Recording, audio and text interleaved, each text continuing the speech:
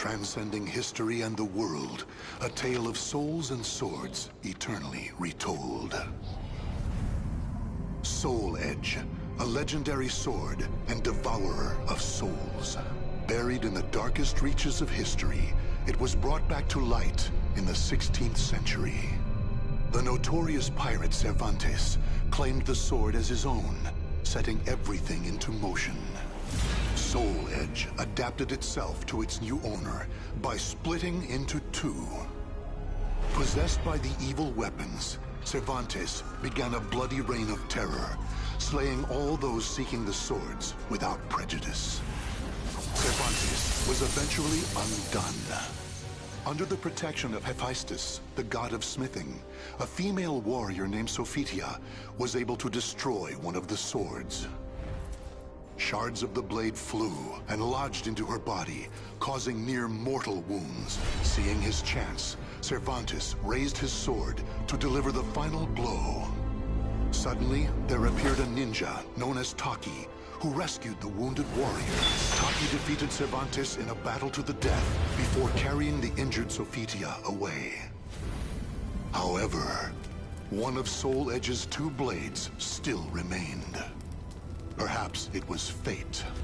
The blade fell into the hands of Siegfried, whose mind was twisted and unwell.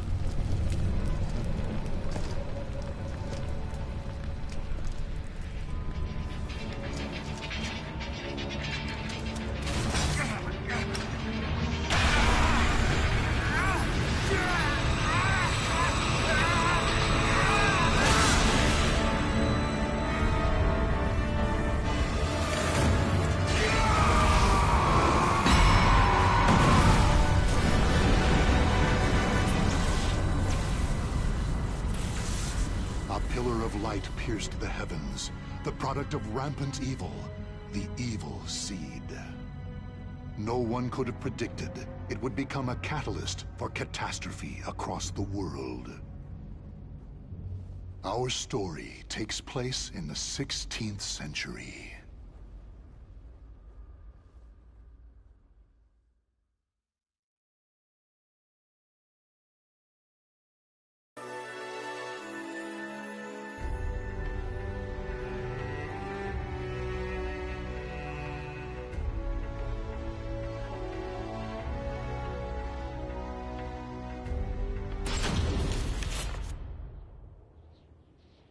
A tragedy befell this place.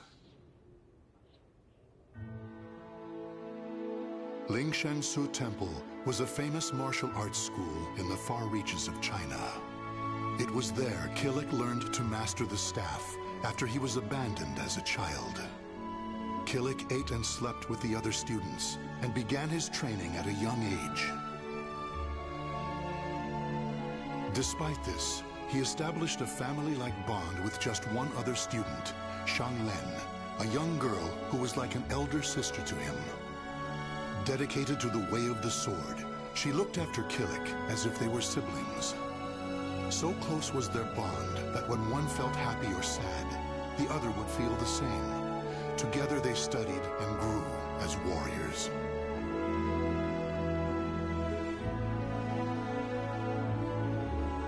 The years passed by. Killick's skill earned him a place as a teacher, an honorable position for one so young. Throughout the ages, Lingshan Su Temple had kept hold of the three sacred treasures, Krita Yuga, Dvapara Yuga, and Kali Yuga. Killick's years of arduous training earned him the title of rightful bearer of the staff, Kali Yuga. Likewise, Shang Len was also designated bearer of Dvapara Yuga, a sacred mirror.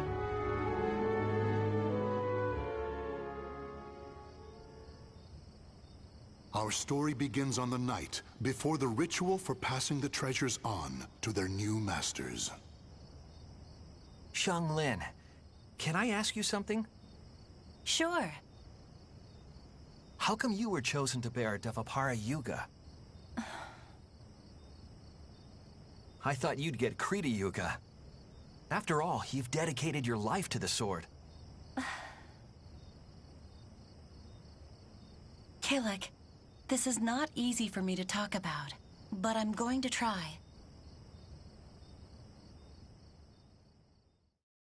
The Krita Yuga, it's no longer at Ling Shang-Su. The sword has been gone for more than a decade. All that's left is the Kali Yuga and the Dvapara Yuga. Really? Surprised? Well, there's more. The one who stole the Krita Yuga was none other than my father. That's why I don't have the right to bear it. If I were to accept the sword, everyone would be up in arms. That's why, even though it was offered to me, I decided to decline. Of course, I love Ling Shang-Su, and I do wish to see my studies through to their conclusion. It's just... I just don't want the sacred treasures, or my status as a sacred bearer, or anything else to hold me back. You know what the monks say. Fate is carved with your own hands. When I spoke to them about that, they decided to let me bear Dvapara Yuga instead. Now I can feel proud that I'm a sacred bearer just like you. You know something, Killick? What?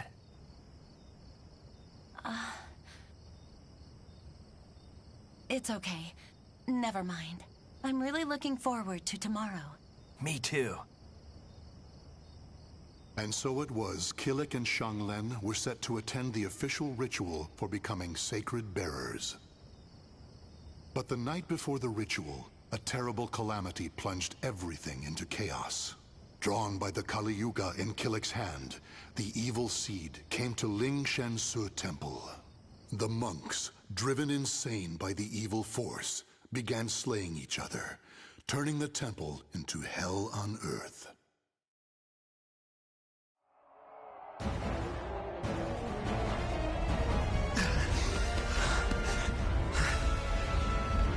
What have I done?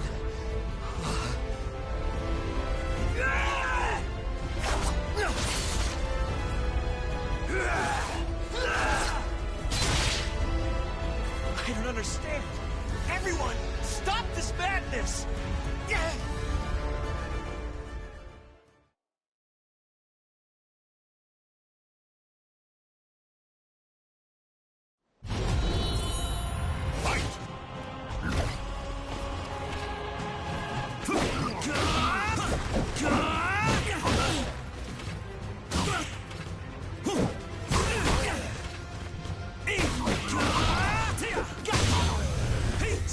Stay down!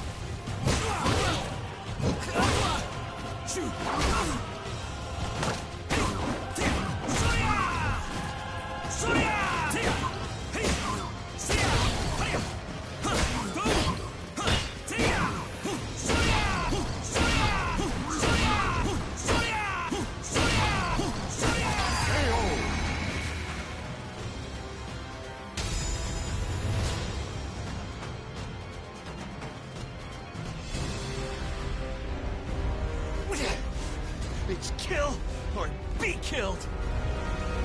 Huh?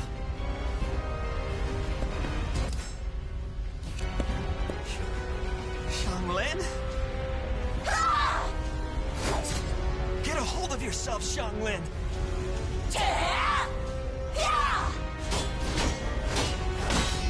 Xianglen! God!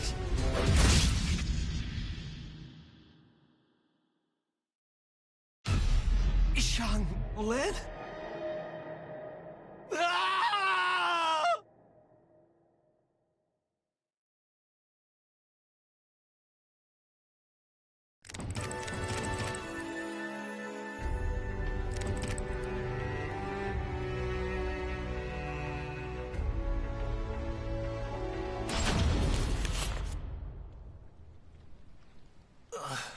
Where am I?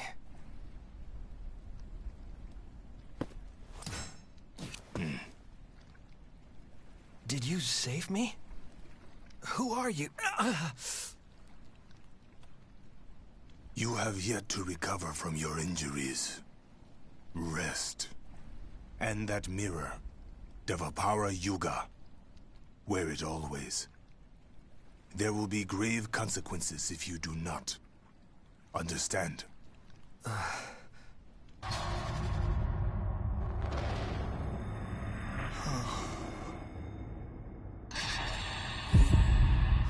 Xianglin.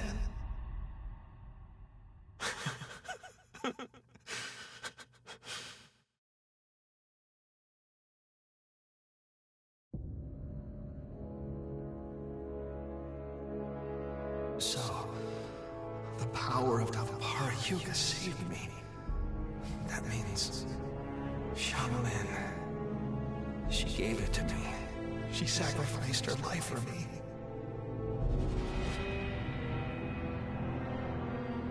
And then I, with my bare hands. Why? Tell me, Xianglin. Why am I still alive?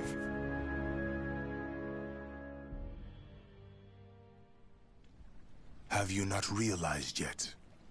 You are being protected.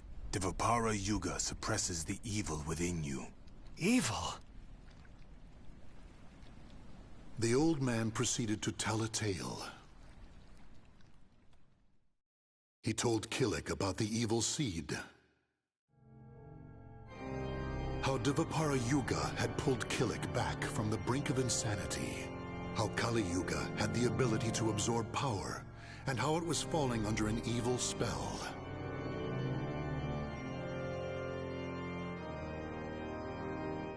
And finally, he told Kilik about Soul Edge. Your fate will be set in stone the moment you lose your will to live. Your soul will be swallowed whole by your destiny, leaving behind but a rotten corpse. That is but one path you may take. But perhaps it is the path you wish to take, to submit to that evil sword and its wicked power. Is that what you wish? To become a thrall? Do you see? All is in your hands. Xianglin, she told me fate is carved with your own hands. Xianglin gave her life so I could live. That leaves me only one choice. From that day forth, Kilik bore the heavy weight of his karma.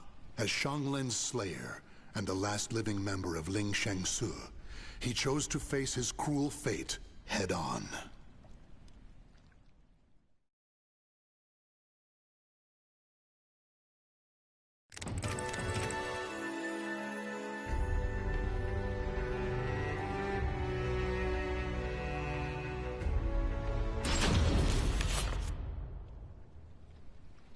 If you continue upon this path, the evil within you will create a second soul edge out of Kali Yuga.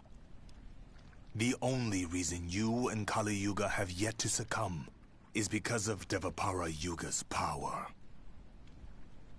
However, all is not lost. You can learn to control the evil within. Yes, Master.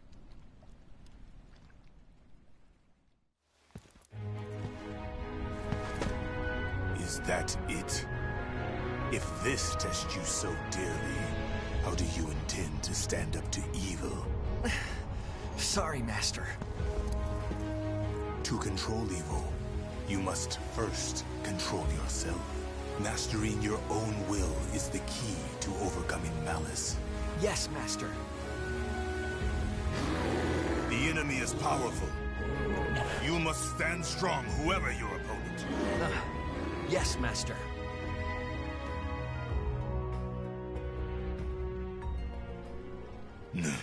Kilik, your next opponent awaits. Who? Sometimes things reveal themselves when you fight.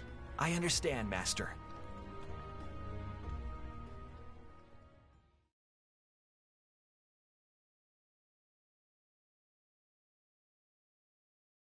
Battle one, fight!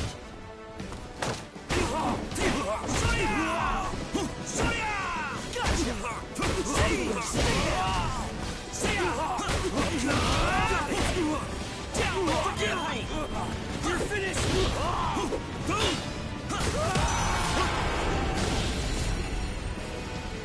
Battle 2, fight! Scream!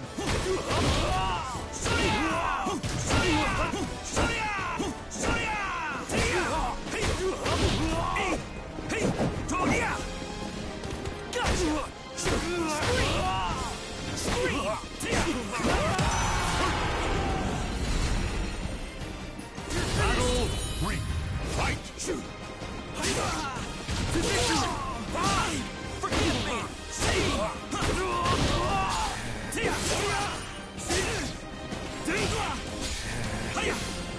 Larry! This too is training! Again! Too easy!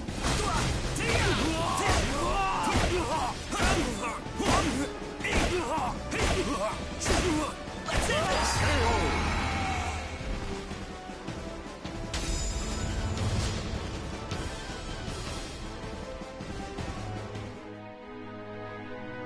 So, did you learn something? Yes. I believe I felt how delicate the balance is between myself and evil. I see. Then the time has almost come. Master? It is nothing. What are you doing? You have yet to finish your training for the day. Yes, Master.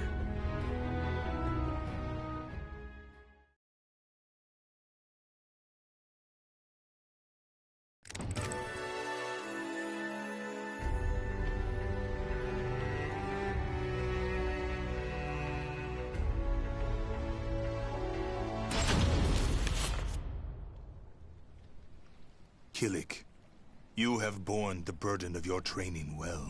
Yes, Master. Now we shall see how you fare against me. An actual fight with you? It would be an honor. Why do you hold back? Come at me! Yes, Master. Yeah! Yeah!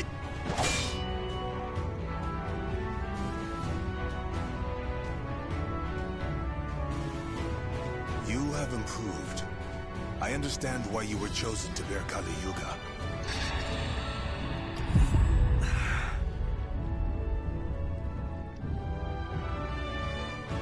Killik, a shadow lies upon your soul.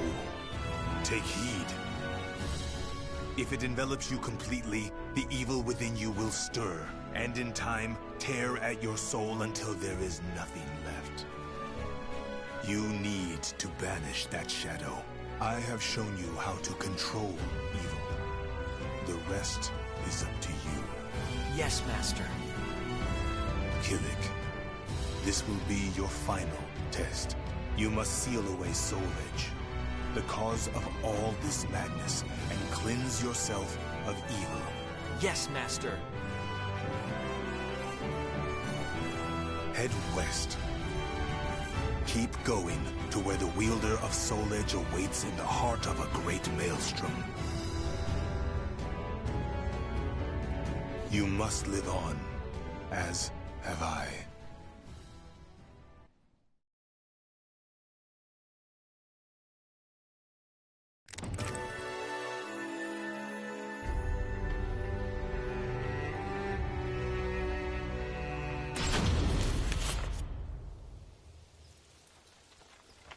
So you want to head west, doos ya? Guess you're in luck, 'cause that's where we're going. But I warns ya, our ship ain't what you call luxurious. I don't care, as long as you're heading west.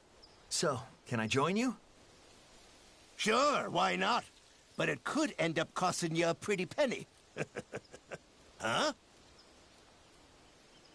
Oi, driver! Where's you going? This ain't the way to the dock. Huh?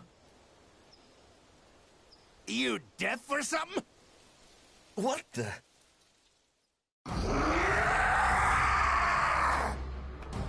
He's been consumed by evil. I'll kill you! Damn, you leave me no choice.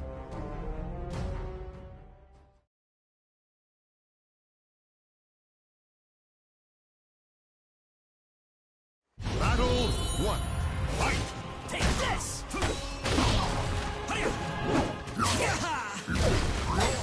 Forgive me! See ya! Take this! There! Gotcha! Forgive me! Take this! KO!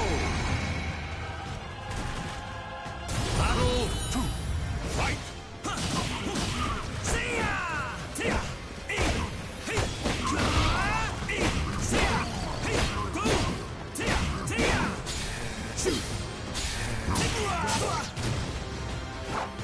I won't lose. What?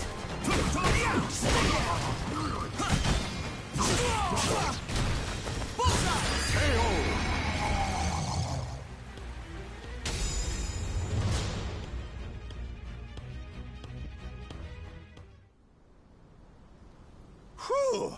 You saved me. Even us pirates ain't safe from bandits when we's on land. Thanks, matey.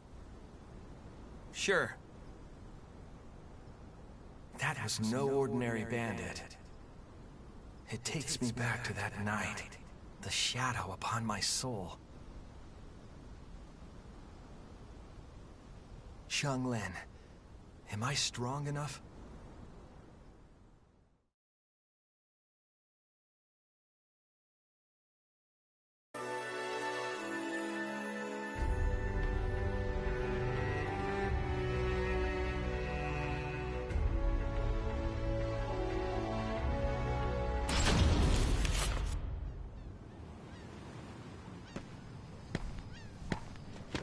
So, you're the guy who saved one of our own? On behalf of our captain, Maxie, I welcome you aboard. But, I'm gonna have to take that mirror from you till we hit land. Sound reasonable? This is one thing I can't give you. Why not? We're just gonna hold on to it. It ain't like it's payment for your ride or nothing. This is a keepsake from my sister. A keepsake, eh?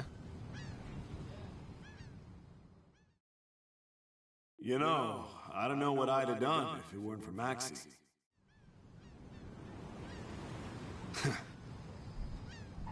Okay, fine. I like you. I'll go speak to Maxie for you. You're one of us now. Thank you. Don't mention it.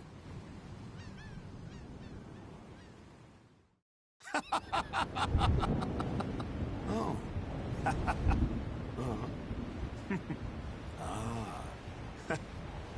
Yeah. It seems the captain has the trust of his crew. You'll see why once you meet him. He ain't been back since he stepped on land. Probably got stuck at the bottom of a glass. What the?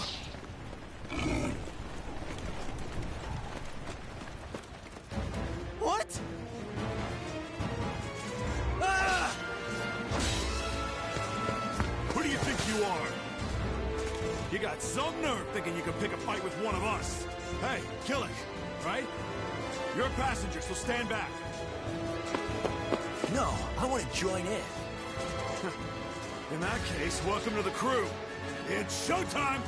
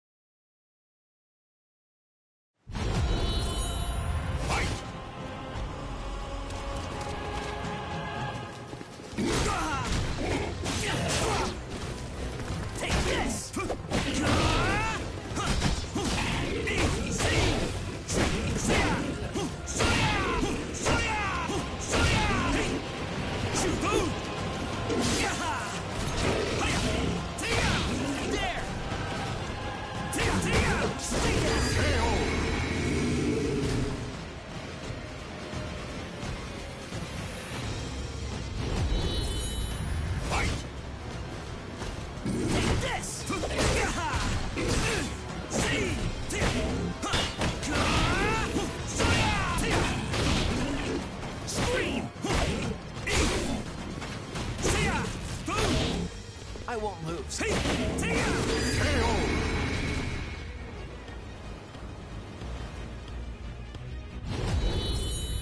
Fight! Take this! Seize! Gotcha! Already at a loss?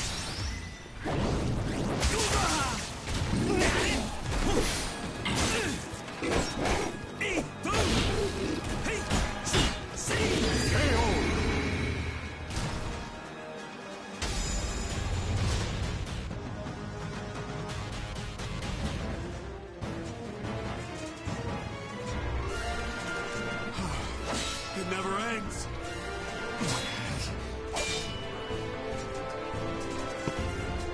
I don't understand. Why will you not relinquish your ego and let the evil consume you? Who the hell are you? Is it because of that mirror? You fool! Remember the massacre you caused? You let yourself run wild! I shall destroy the mirror and free you from its shackles!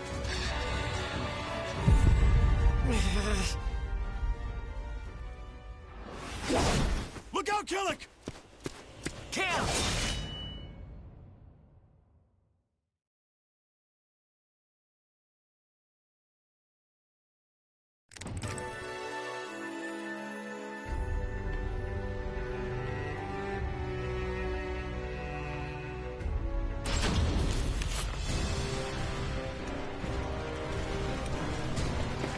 Who is this abomination? How dare he harm my family? Have at you! Maxie. Cap, this is bad. Careful of that axe, brother.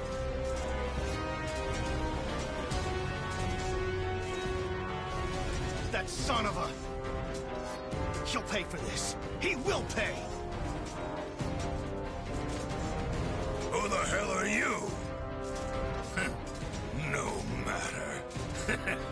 You're just another sacrifice.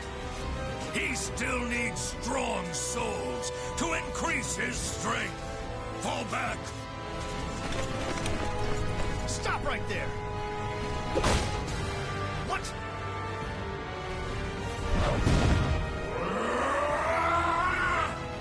What's with this guy? We gotta fight him too?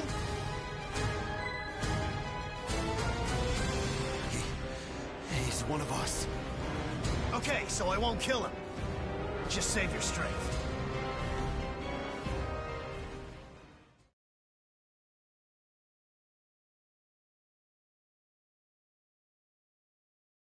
Battle 1. Fight! Stick the arrow this way.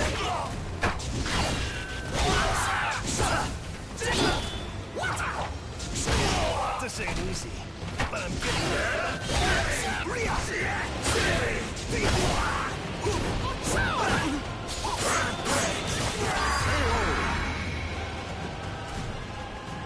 Battle 2.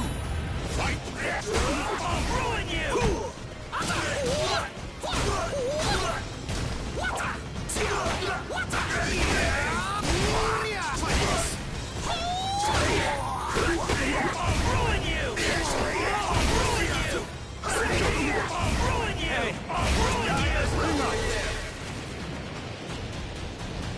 Battle 3. Fight! I'll ruin you!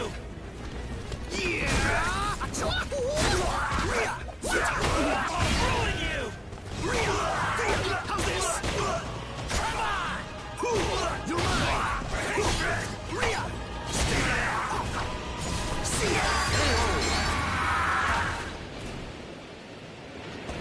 Battle 4. Fight! I'll ruin you! Too fast for you? I'll ruin you! Stand aside! Messy! No other choice!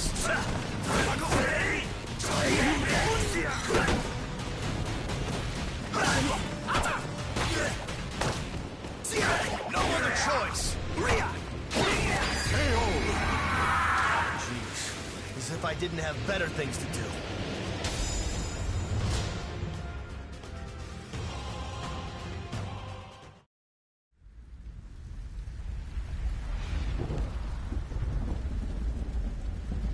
Damn, got my work cut out for me.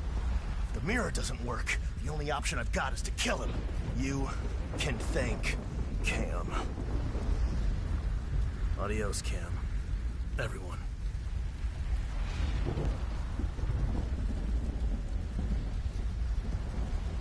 Take Killer Quest.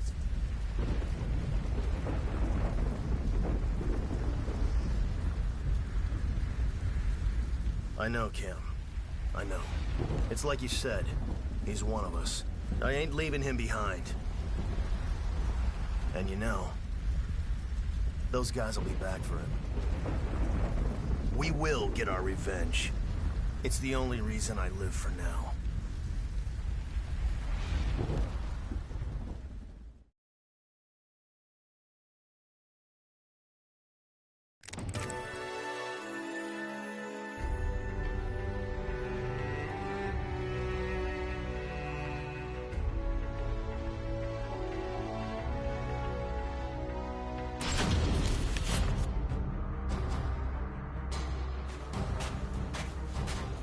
You?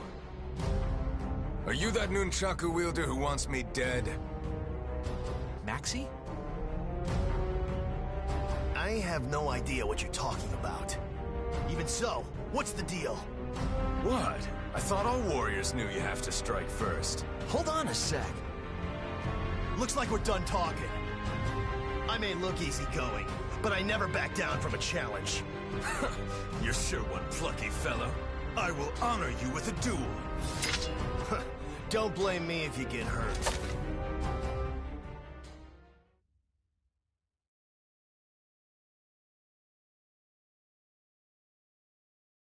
Battle 1. Fight! My philosophy is to strike or be struck. I can get on board with that. Try this! You're mine!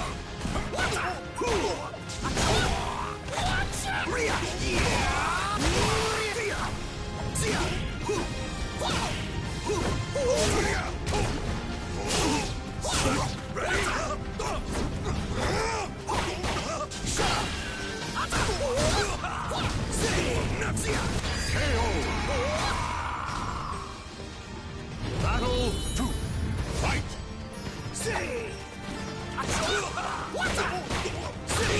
Try this! You're mine! Come on!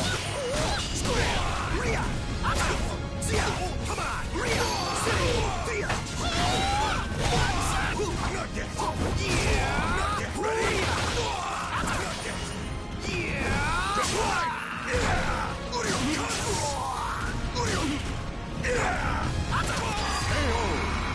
Stay down! Battle 3. Fight! Try this!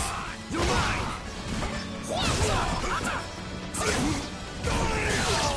You Kurasa! You're mine! What? That's it? Not yet! Come on! Say! Am I too fast for you?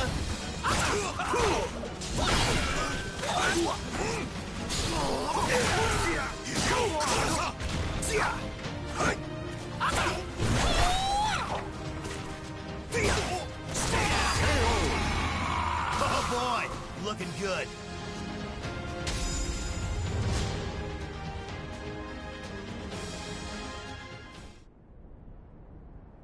Wait, what do you mean you got the wrong person?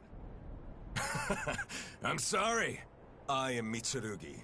So many people want me dead, it's hard to keep track. Seriously? You may want to rethink your life choices. Well, if you seek Soul Edge, the most powerful weapon ever, you're bound to attract trouble, right? Soul Edge? We've got our own beef with that. Well, this is quite a coincidence. Let me just give you this word of advice. Beware of the ninja Taki. Soul Edge and her go hand in hand. So long!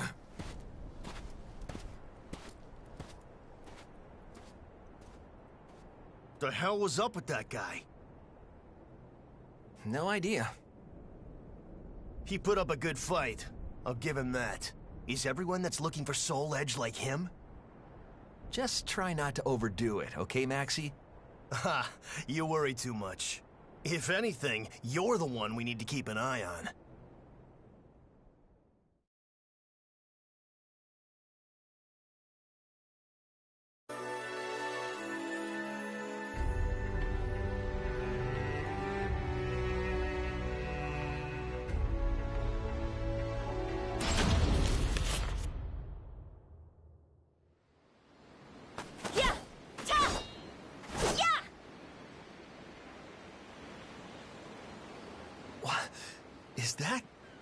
Is that the Ling Shang Su style sword technique?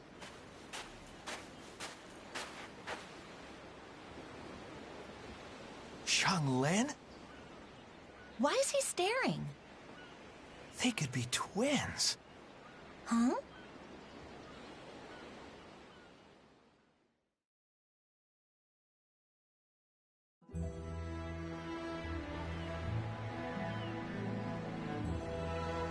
Ling Shang Su?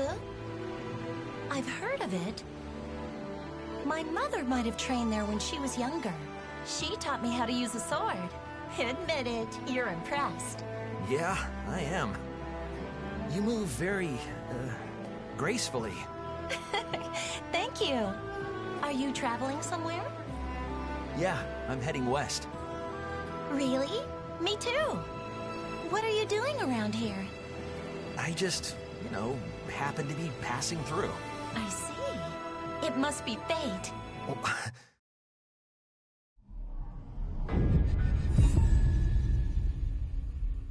A shadow lies upon your soul. So, I'm Shanghua, and you are? Hey, Killick! You found someone you want to bring along? Haha, I can't take my eye off you for 5 seconds, can I? No, it's not... We're going in the same direction. The more the merrier. Thanks, Killick. Okay.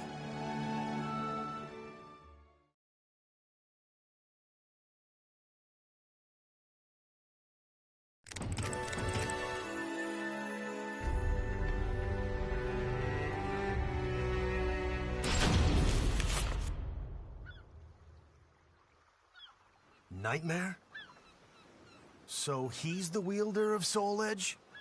If my investigations are correct, yes. Kind of an over-the-top name, isn't it?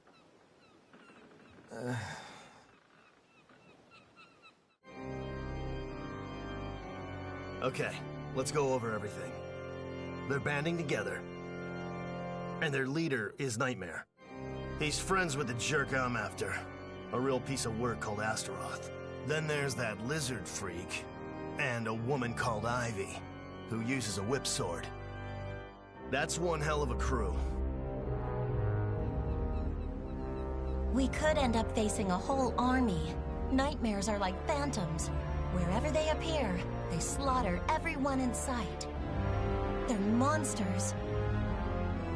What do they want? Who knows? Killick, doesn't your master know anything about all this? I don't know. Well, that's just great. Still, whatever we do, I think our paths will cross at some point. Yeah, at some point. Great.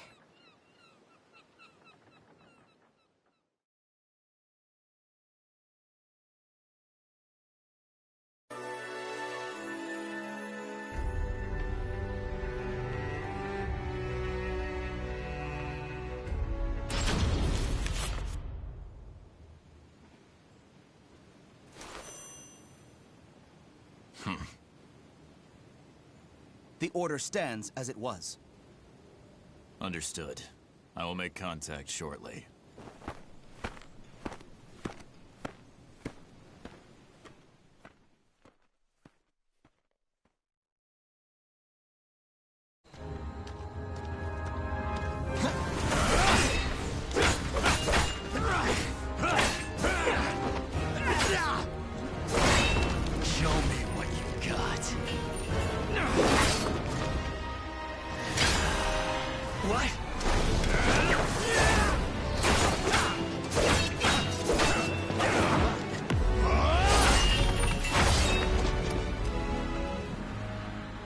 If this is all you have, then your fate is to die here.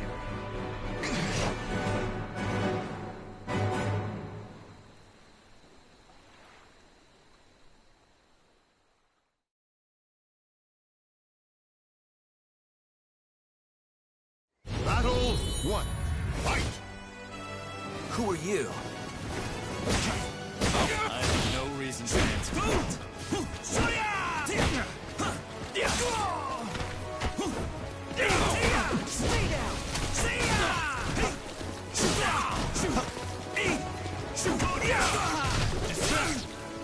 Brahma!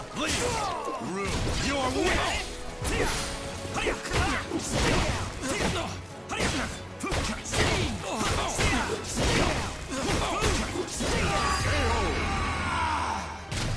There! Battle 2. Fight!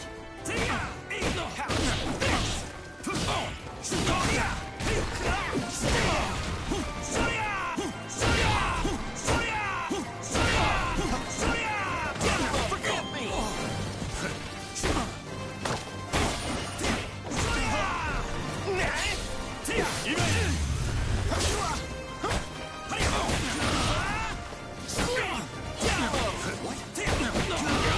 Let's end this! Let's end this! How about this? That was a tough one. Show me what you have. 3. Fight! Despair! Take this! Take this! Stay down! Please! Feel my blade!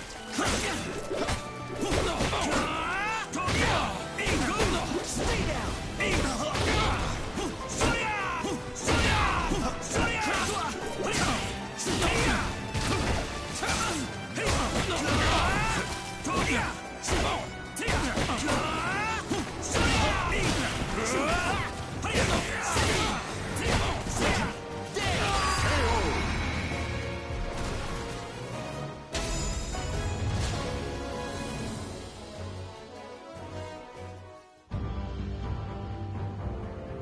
So it seems my information was sound. I will tell you one thing. Nightmare has established a base in an abandoned castle called Ostrinesburg. Head there if you seek Soul Edge. What? Who the hell are you?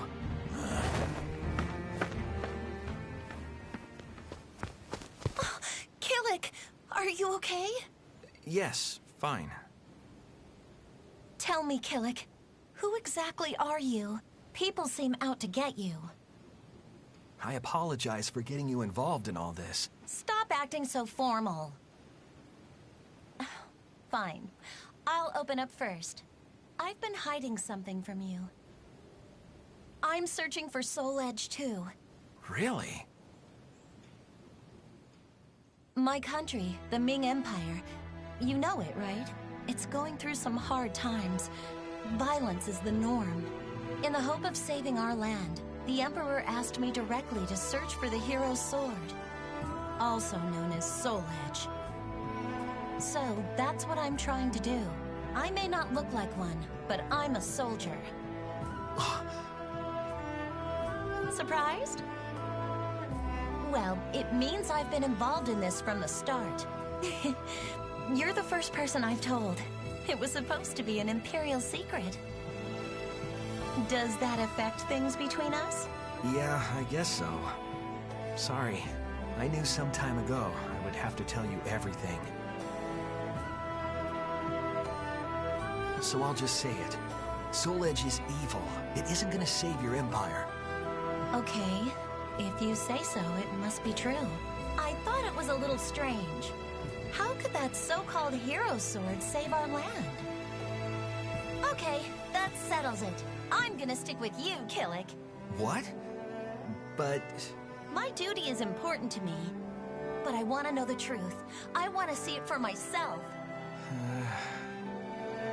Okay, when this journey's over, escort me back to my land. With Maxie too, of course. No ifs, ands, or buts. what have I gotten myself into? I guess it's fate. Don't you worry about that.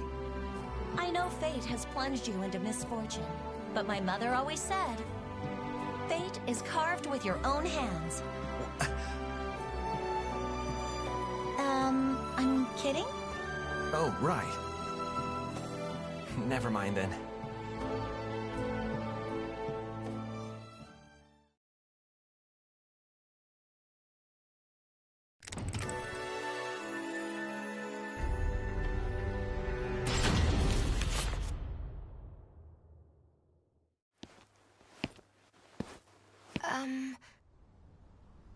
Yes? Is something the matter? No. It's just, you look a little sad. Oh, really? Pardon me, but are you a traveler? Well, you could say that. I am too. I mean, I am from this town. I came to this shrine to pray before embarking on my journey. You're a warrior, aren't you? Yes. I was too. I fought for the longest time. It is why I can never simply pass by someone with as forlorn a countenance as yours.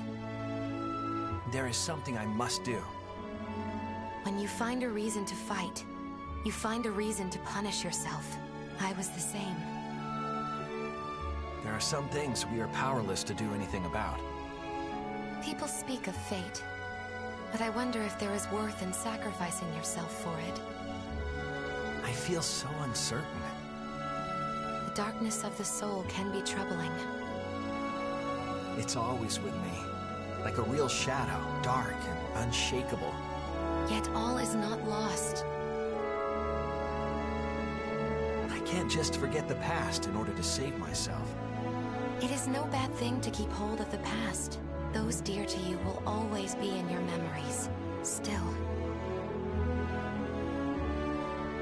The past is the past, if you ask me.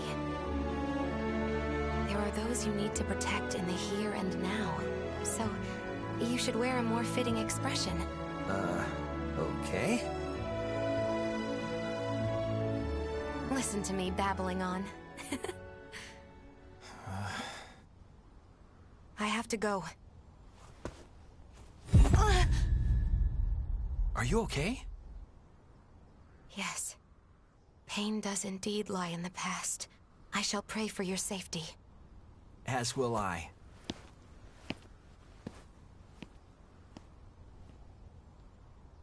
Those I need to protect in the here and now.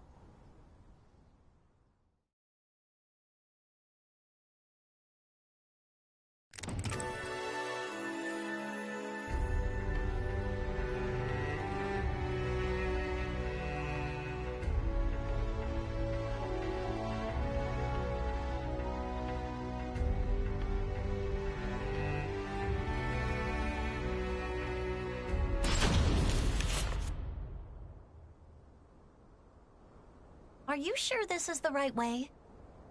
It should be. I can't believe we got separated from Maxie. Damn it. Look out!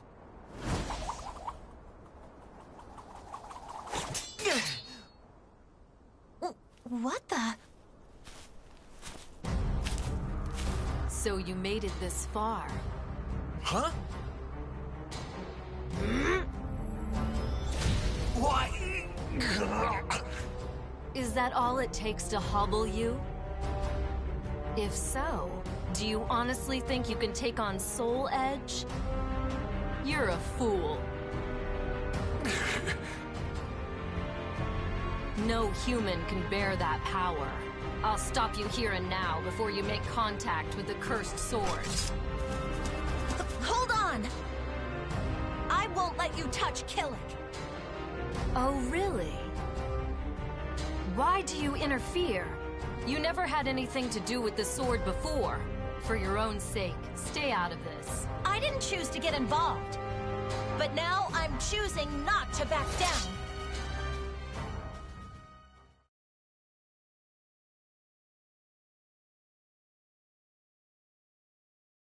Battle 1.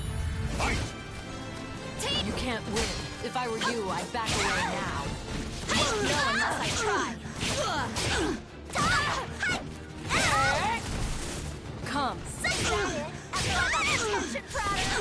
Your sword conceals a hidden power.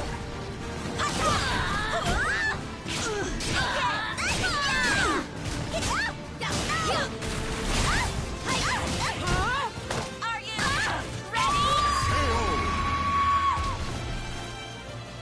Battle 2. Fight! See, damn!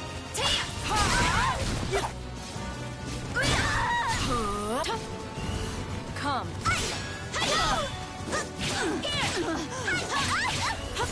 Stay down! Leave this place!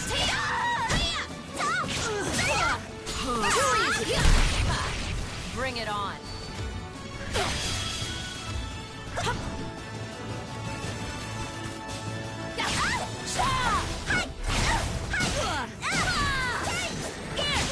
Block this!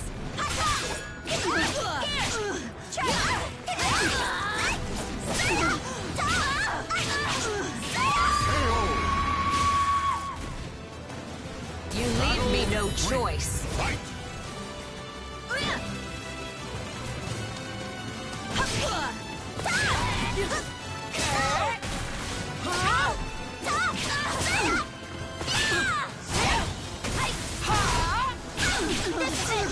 Come.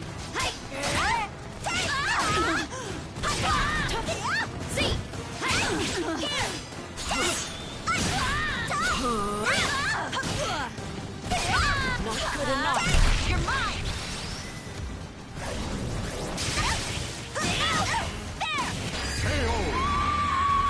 See? I'm no pushover.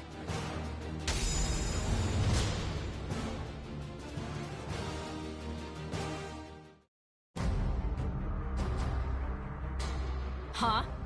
There's something strange about that sword. How do you like this? Whoa!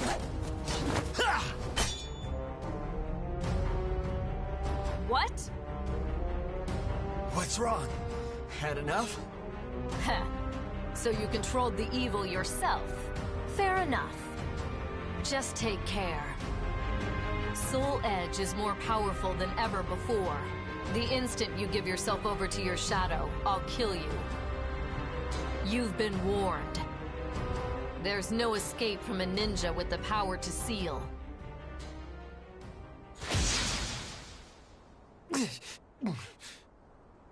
Are you okay, Killick? Yeah. I knew pursuing Soul Edge would be no easy task, but...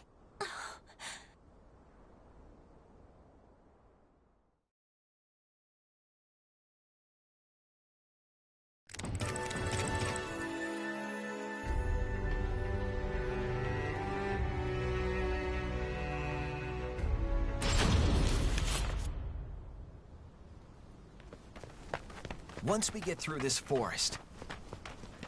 Yep, it's the date we've all been waiting for. Who knows? Might go well. I just don't want to deal with any more freaks. One lizard's enough for me. Huh? Ah! Speak of the devil. Maxie, don't do anything rash! What the? What are you both doing?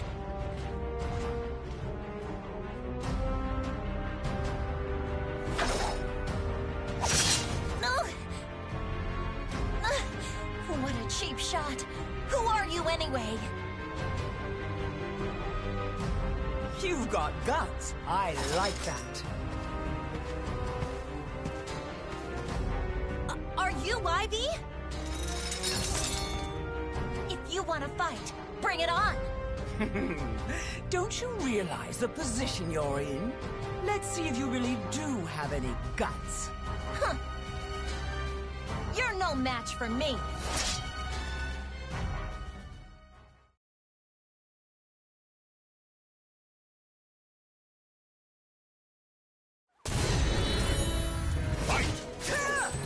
No way will I lose to a coward! Bluster alone doesn't win that. Ready? Forget it!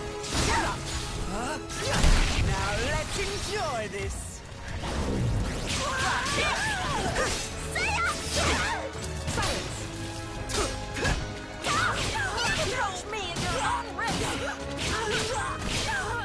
mediocre. Hey! I underestimated you. That's another! It's not as great as you think! You like this? I can hold my own when I need to. Xianghua! Are you okay? I'd say that was enough. I have fulfilled my duty. If you want to pursue Nightmare, I don't care. Do as you please. Hey, hold on!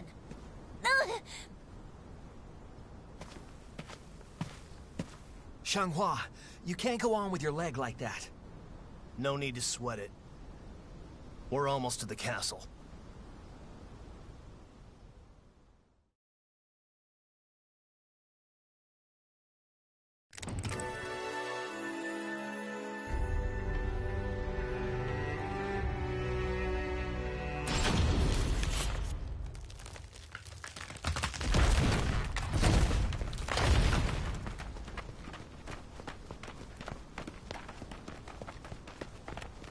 A damn trap. Well, isn't this just peachy?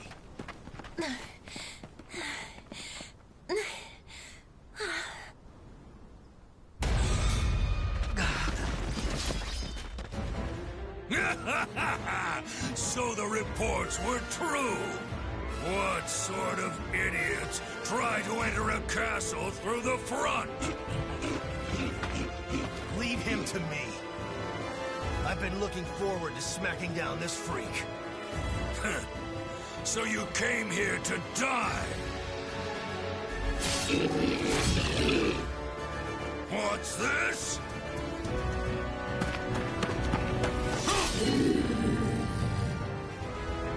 Are you here to help us? This way. Hurry. But what about Maxie? I'm fine. Just go. Impudent fools! You cannot escape me! I'm your problem right now.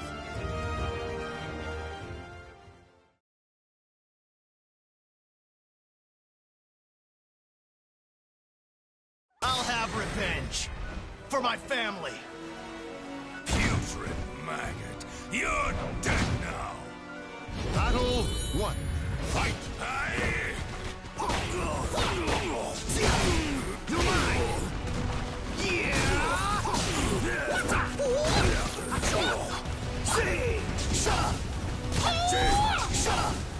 Take this! Lay down! Try this! Possible! Battle 2. Fight! The surf's gonna get rough! Fight down! Try this!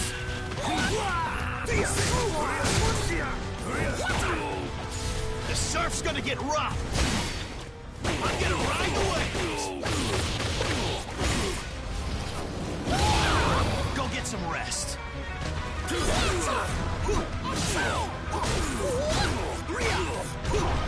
Stay down! Possible! Shut up and die!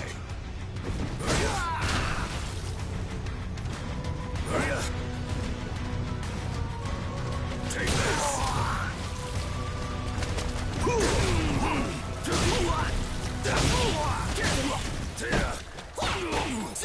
Try this!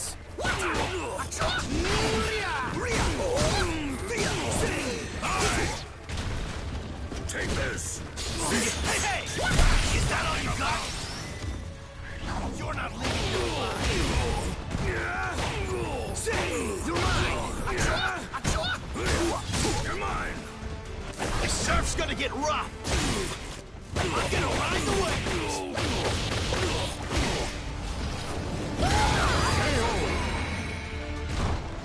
Night-night, sleep tight.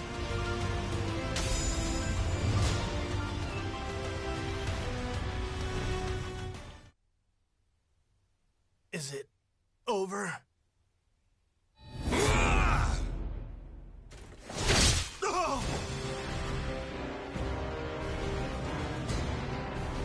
Talk about a poor loser.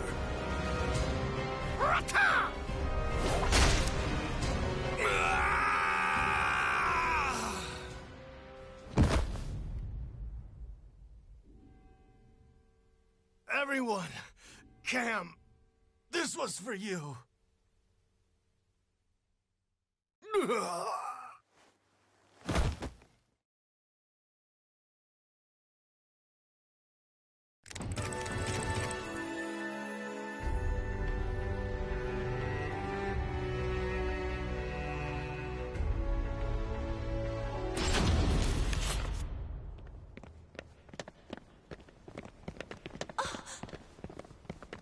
Get a hold of yourselves.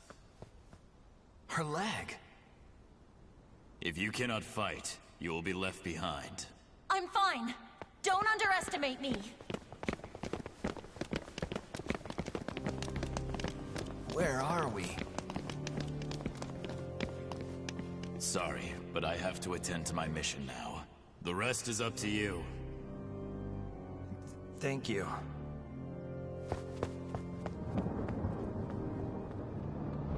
Xianghua, you should stay here. Never. I can't turn away now after all we've been through.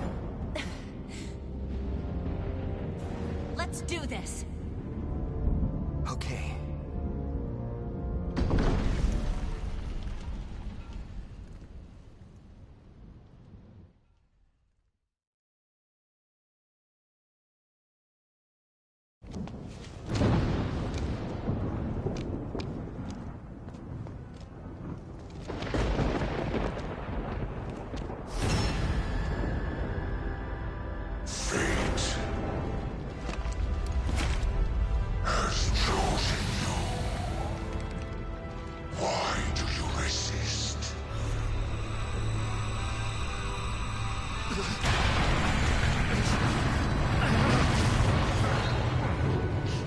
Because that is what it means to be human!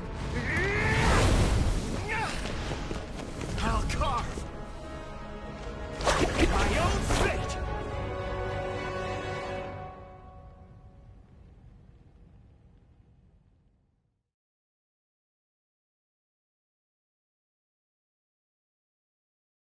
Battle 1. Fight! Accept your fate and serve! Fate is carved with your own hands. Ready, take this! Ready, take this! Ready, take this!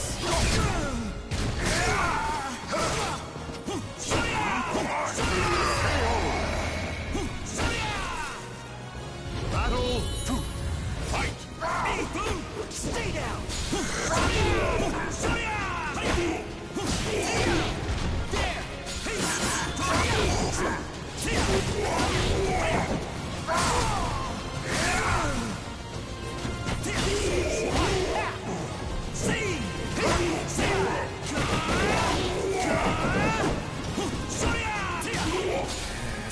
I regret nothing.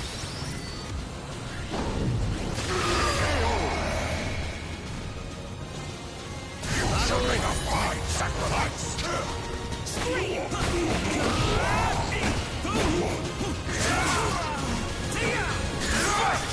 You cannot sway me. Ling Sheng Subo!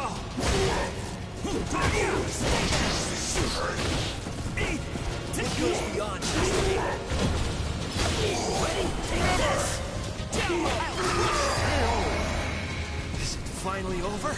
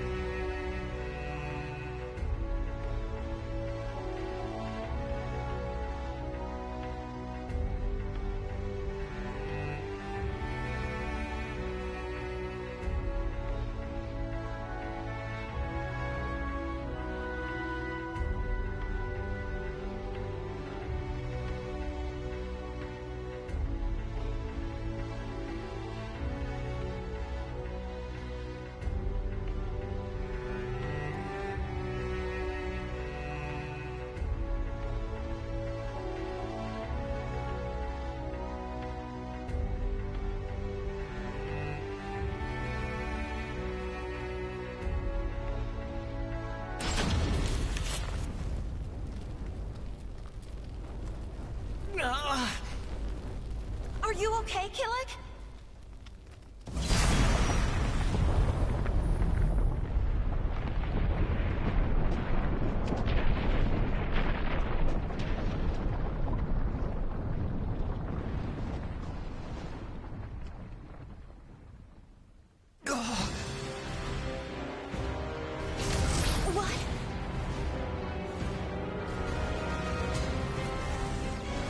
Look out!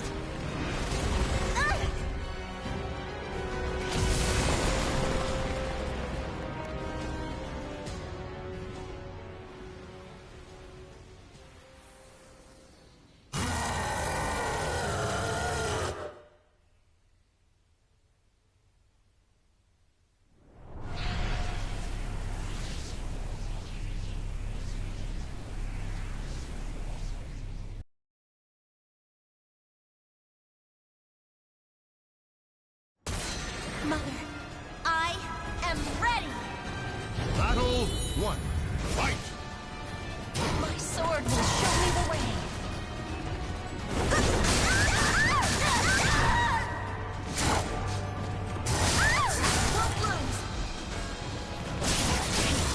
Don't lose! Try this!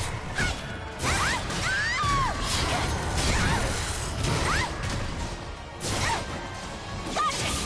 How's another? Watch me! Carve my own fate!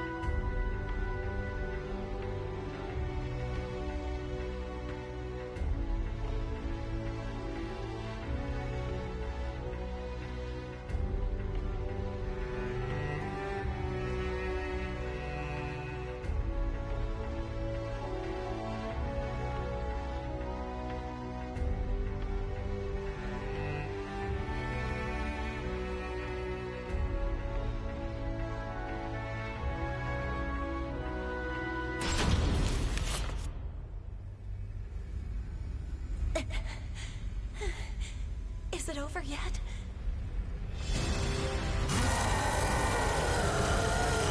Stubborn son of a... Ah! Xianghua!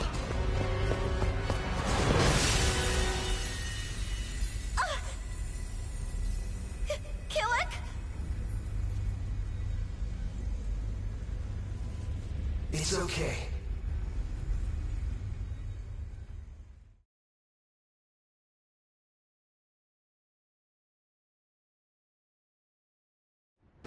Chun-Lin, give me strength! Battle 1. Fight! This is for my soul!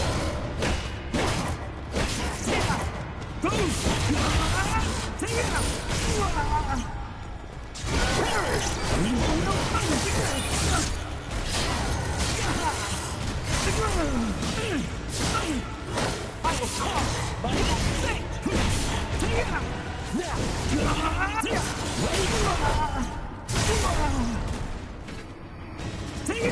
Ready? Take this! Stop it into my own hands!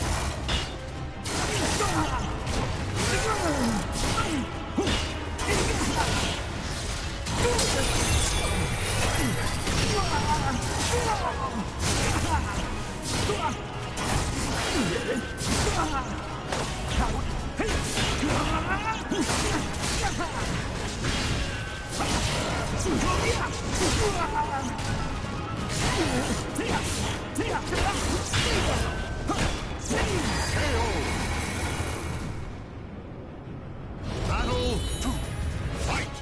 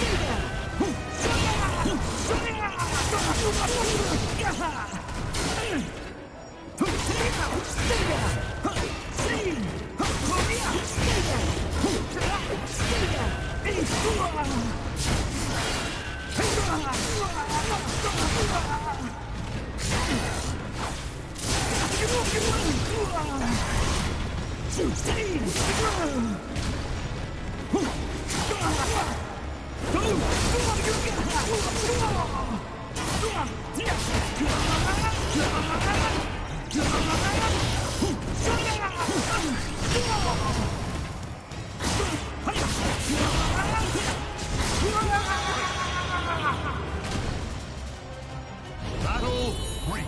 Fight!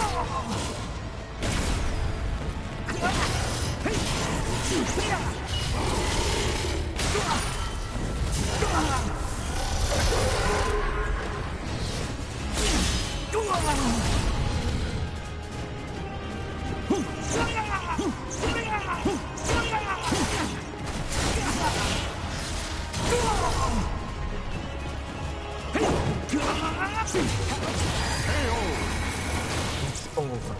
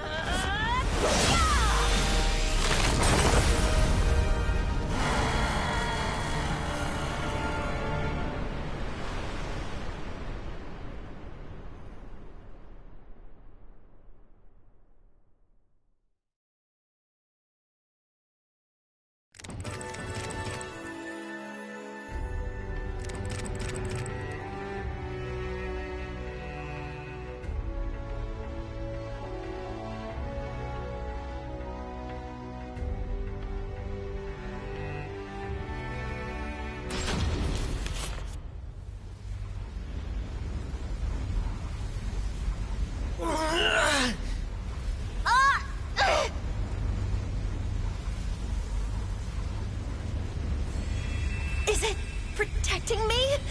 But...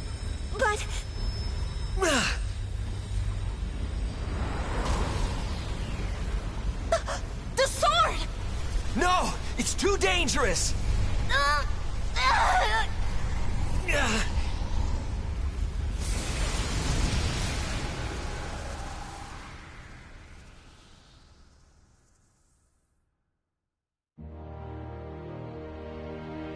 Xianglin. The Valpara Yuga. What a waste. It's fine.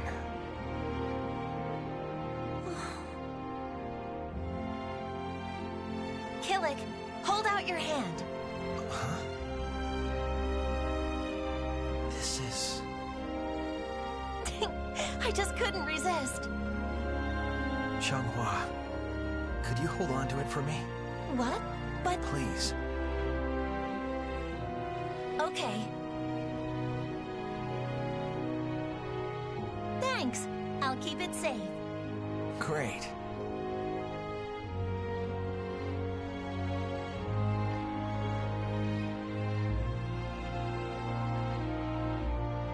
The swords once again left their mark on history, and still the march of fate continues onward.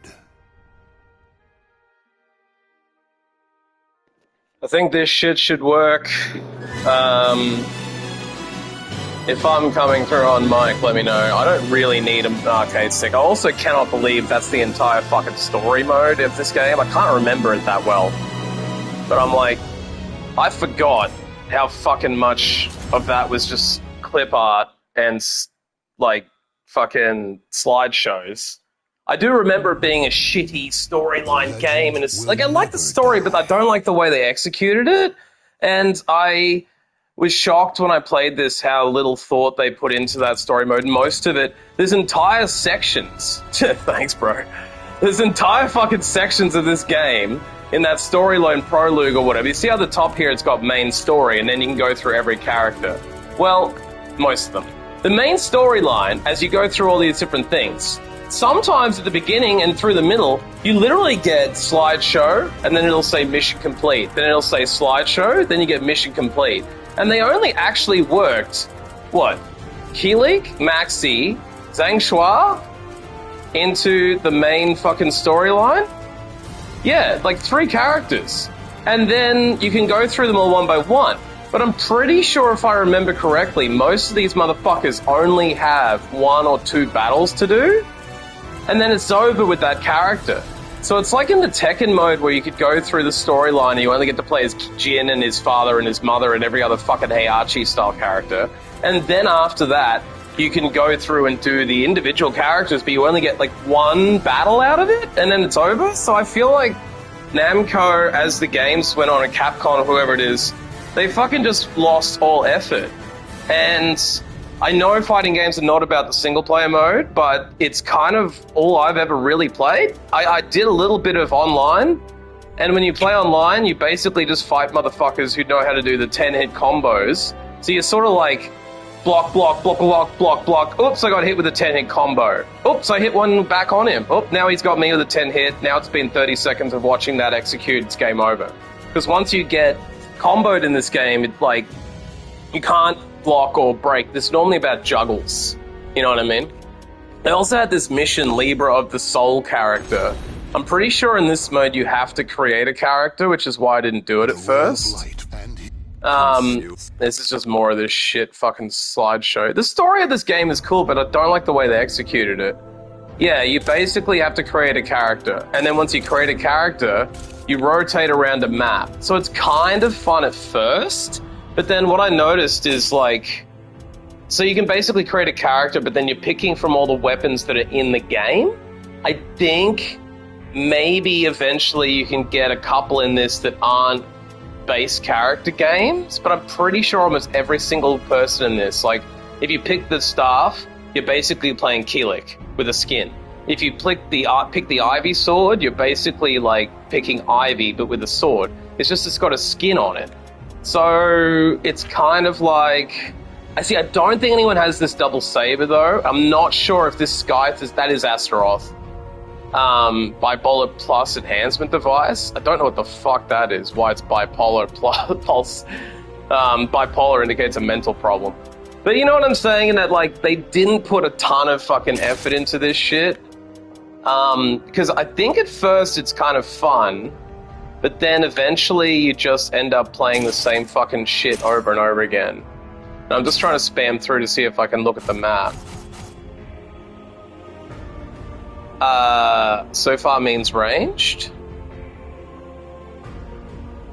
Like, I've played every Soul Calibur game and every Tekken game basically, except for one or two of the Tekken games in the middle. I got really sick of Tekken. I mean, like, they started putting less and less and less effort into the story mode, and it's still true. I played Tekken... If you can keep a hold of yeah, okay, yeah. So there's some characters that have a weapon that's like a short blade and one's like a long blade. And you can, like, so in this game, the square button typically does horizontal style attacks, and the triangle does, like, vertical style attacks. It roughly translates to left hand, right hand for characters that have two weapons. If you got someone like Maxi with nunchucks, it doesn't. But I think with some of those characters, they have, like, one short sword, one long sword, so you can kind of translate that through to the buttons. But it's not really like Tekken where left, like, square is left punch, triangle is right punch, X is left kick, circle is right kick, or whatever. They have, like, in this game, you can't press back to block, you have to press X. Then you've got horizontal attacks on square, vertical attacks on triangle, and circle is your kick button. It's mainly melee with longer range or shorter range, but you do have characters that can do charge moves that can be hit at such a far range that it's basically like having a ranged character. See, this mode, you get onto a map, and then you go around and play all these themed battles, right? And the themed battles start off kind of interesting, but then they get super repetitive. It's like the same thing where it's sort of got like... See, it's got a little bit of story in it or whatever. You can pick options, but it's all effectively useless. Like, it's very click, click, click until it's done. And then you see you've got a map here where you can rotate around. So this is very, like, innovative for an arcade game, I guess? Because you can build your own character and go around and look at this. So this is one fight. It looks like I'm fighting a random enemy. Conditions and objectives defeat your opponent. Eventually that gets to the point where it's like conditions are only win by low kicks. You cannot block this battle. Whatever, whatever, whatever. Yeah, it basically everyone's melee, or melee, whatever you want to call it, because if you had a guy with a gun or a crossbow in this game, it's a little bit fucked. But in Soul Calibur 4, they had Darth Vader and Yoda, and you could have, like, force powers and shit. So the character I've got has these sort of, like... The character it's based on is called Callum. So the typical of this game is, if you've got a character with a shorter range weapon, they've got faster, better kicks, and they also can fuck people up once you get into the range with these, like, multi-swing attacks. As you can see, I'm fucking his shit up when I'm in close. But if you've got a longer range character, you can keep them at bay and juggle their shit. So I'll use only square attacks for a second. Here. See how the square attacks are all swinging left to right? See how that's all, like, basically... Yeah, I know, I played Street Fighter 2 in arcade boxes. I used to like playing, like, your standard Ryu and Ken, but I also really liked Akuma. And I did eventually... Like, back then you had Blanka, or you know, like, the green motherfucker that electrocutes. He was always OP. And if you got E Honda, you could just spam the fucking chops and shit. But I could never really play Zangief. I wasn't really, like, a strong Street Fighter character outside the main roster. And, like, I couldn't really work Chun-Li as well, but I think she's one of the best characters. But yeah, this is a vertical attack. See how I'm swinging up and down now? And you can juggle people better with vertical attacks. You can also enter these guard break situations where you have to sort of predict what your opponent's going to do. But yeah, like, see, if I try and juggle his ass, I want to be using more triangles. See how I put him in the air? And you can also sort of juggle them up with kicks and shit, but it's kind of depending on the character.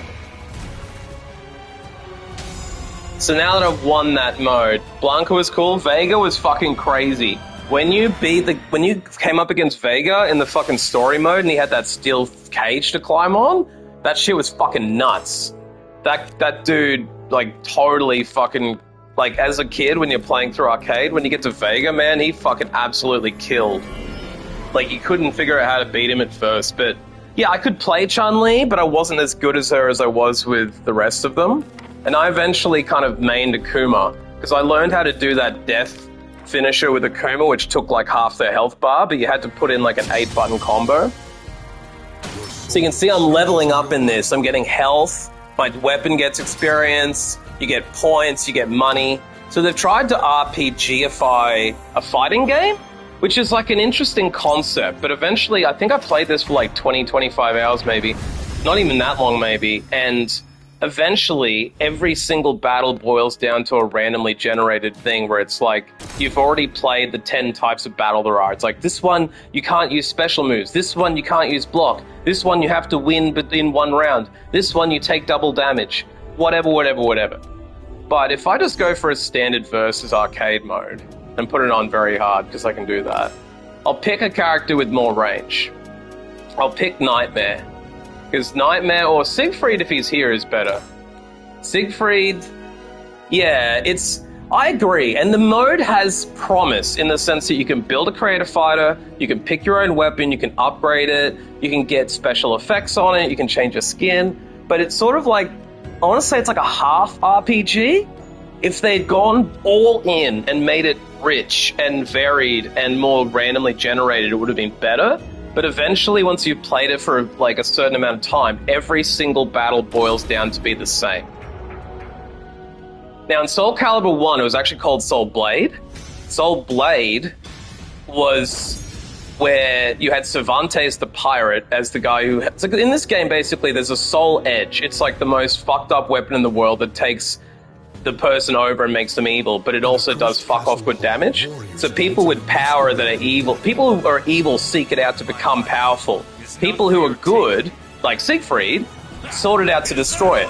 Eventually, at the end of Soul Blade, Siegfried like picks up the weapon, and he goes from being this white knight character to being a really dark, fucked up character called Nightmare. So in Soul Blade, you only had Siegfried in it, and it's kind of like a Final Fantasy ripoff. See how he's got this giant fucking sword? But you can see with this character how much extra range you have, but when they get close up to you, it's kind of fucked. However, the guy I'm fighting is Astaroth, who's also got a giant fuck-off axe. So he's like, we're both sort of long-range players. And it's not very hard, so they're going to school me a little bit if I don't concentrate. But, you know, so you can do shit like that, and then just basically, like, stab them from a distance and fucking... The thing with Siegfried is he does have some quicker vertical attacks, like that side swiping is with the square, but you can also, like, do fuck-off good damage by getting up in their face with the triangle attacks and juggling them out. And you can stab from a distance and shit like that. The thing is, his kicks are kind of useless, but it's good to throw one in every now and then. Like, I like Maxi because he's got the nunchucks, his kicks are fucking insane, so it's almost like having an extra weapon compared to a character like Siegfried. But Siegfried and Maxi, or Astaroth and Maxi, actually are more like typical opponents, because it's like, if you keep them at range with Maxi, you're dead. If you get in close, you win. I have literally never, ever in my life played a Final Fantasy game. I think I might have owned one and played it for 5 minutes and got bored by the menu system. So I honestly can't say I've given it a chance, but I don't know why. Blame that on my ADHD as well. Take this. Nah, it's alright. Even if you don't, like, pay attention, it doesn't matter. This is all fucking useless information if you're not going to play the game. But yeah, the cool thing about the game is the storyline evolves. Like, Astaroth wasn't in number 1, but his axe was in the game as a guy called Rock. And they sort of morph the character into Astaroth. That's like a special move. It's kind of like Street Fighter. You can do specials when you build up special meter. And it's unblockable if you hit the first hit and it does extra damage, blah, blah, blah. But yeah, I think I'm probably missing out on something with Final Fantasy games. And now that I've evolved in my life and I can play games like Slay the Spire, which are very slow, I probably would get a lot more out of the games. But as a kid, I loaded it up and it was like a PS2 Final Fantasy game and I was just like, what the fuck is this? This is boring. I don't know why I thought that, but that's just what I thought. And I used to play a lot of Counter-Strike, so maybe that explains it. But I also used to play like Baldur's Gate and Planescape Torment and Arcanum and all these old school RPG, so I don't know why I didn't like Final Fantasy. I also played Heroes, and Heroes is pure turn-based combat, and I still, like, enjoyed it a lot. I played a fuckload of Heroes Might and Magic 4. This guy's kind of schooling me a bit here, because I'm not playing that good. I'm trying to remember all my powerful moves, and I can't quite remember the most... Like, this, every character has some really bullshit moves that they can pull. I don't remember exactly what they are.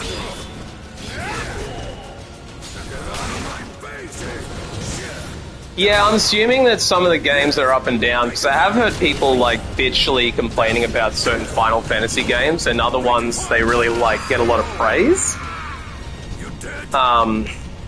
I don't know what dictates that or not, but I've also heard people talking, like, really good about fucking those weird Disney games that have fucking, like, anime characters next to Donald Duck, and I'm like, what the fuck is that?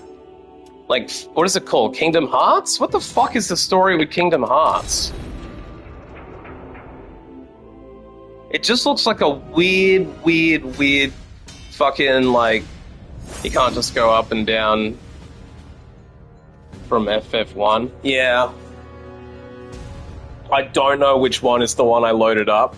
But I think I got a trial of it, and I played it for 5 minutes, and I was like, this isn't for me. But I've never gone back and tried again. I don't really know what the appeal of the games is. Oh yeah, this game has Geralt from Witcher in it. Or Geralt. If you ever played Witcher, that's the Witcher guy in it. So he has some range. I'm pretty sure he can shoot a crossbow shot. And that's the thing about these games. They normally have, like, a character that kind of breaks it. I'm pretty sure in the last Tekken game, 7, they had the dude from The Walking Dead. And the Walking Dead dude could shoot guns. Okay, so the trick is with Maxi is you can get right up in their grill and smash them over and over again. Right. I don't know, I never knew what that kid did after Final Fantasy VI Sense, but I guess that's what he did. So yeah, I think Maxi and Killick were probably two of my strongest characters back in the day, and they haven't really changed them too much. See that? He just did a flame attack, so you can get some characters who can, like, break the system a bit and do some range. See, like, Maxi does that triple flip kick. It kind of reminds me of Law from Tekken, if you ever played it. Law was based on Bruce Lee. Yeah, see, that's the guard break, and he won because I didn't press the right button. But I never understood how to predict the guard break. I think it's just like a random rock, paper, scissors thing, which I didn't really like. Sometimes these games introduce weird mechanics like that. Fuck, and I did my special when he was down, so it didn't work. I timed that wrong. But yeah, there's always like a game-changing character in these games, which is kind of like broken, but they balance it out eventually. It's just they kind of want you to play the new characters, so they make the new characters always like way more overpowered. And if you play the original cast, you've just got to be better. But you can see how I can like dodge and fucking spam with this guy at such a high speed that I reckon Maxi, when you're playing good as him, is pretty hard to counter. He's just so quick, and he's got so many fluid moves, you never really know what he's doing. But I think Maxi probably has one of the shortest ranges, so it's kind of compensated for. You've got to be up in their grill. His average range is really short. He's got a couple of mid-range attacks, but that's about it. That's why I use kicks. Like, you see that flip kick combo? That's really good to, like, get some range on them.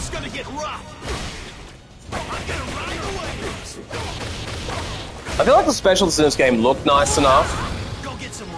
The graphics look alright.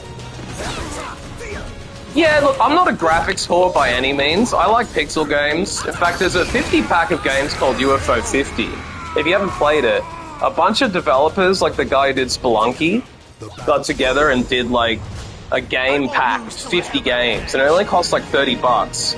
And for that $30, you get 50 individual games. Some of them are like shooter arcade games. Some of them are like RPG pixel games. Some of them are tower defense games. Some of them are horror games. Some of them are like, you know, like, there's 50 of them, but they're all designed as if it was for the NES. So it's really fun with an arcade stick, but if you don't have one, it's still fun.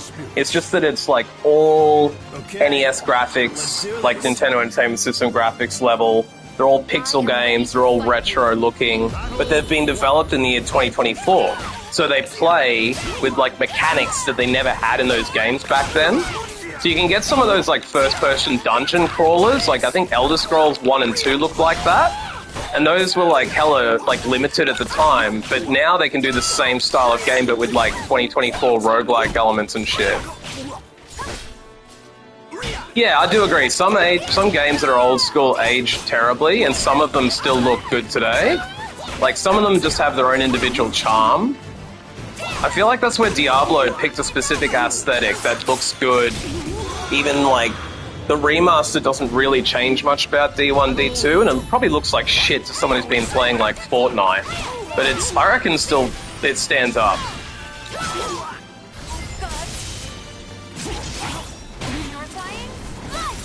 Yeah, I know what you mean, because some games that are old look like complete arse. And honestly, if you go back and look at the first like Soul Calibur and Tekken games, it just looks like polygon fighters, you know what I mean? But there's a bit of like,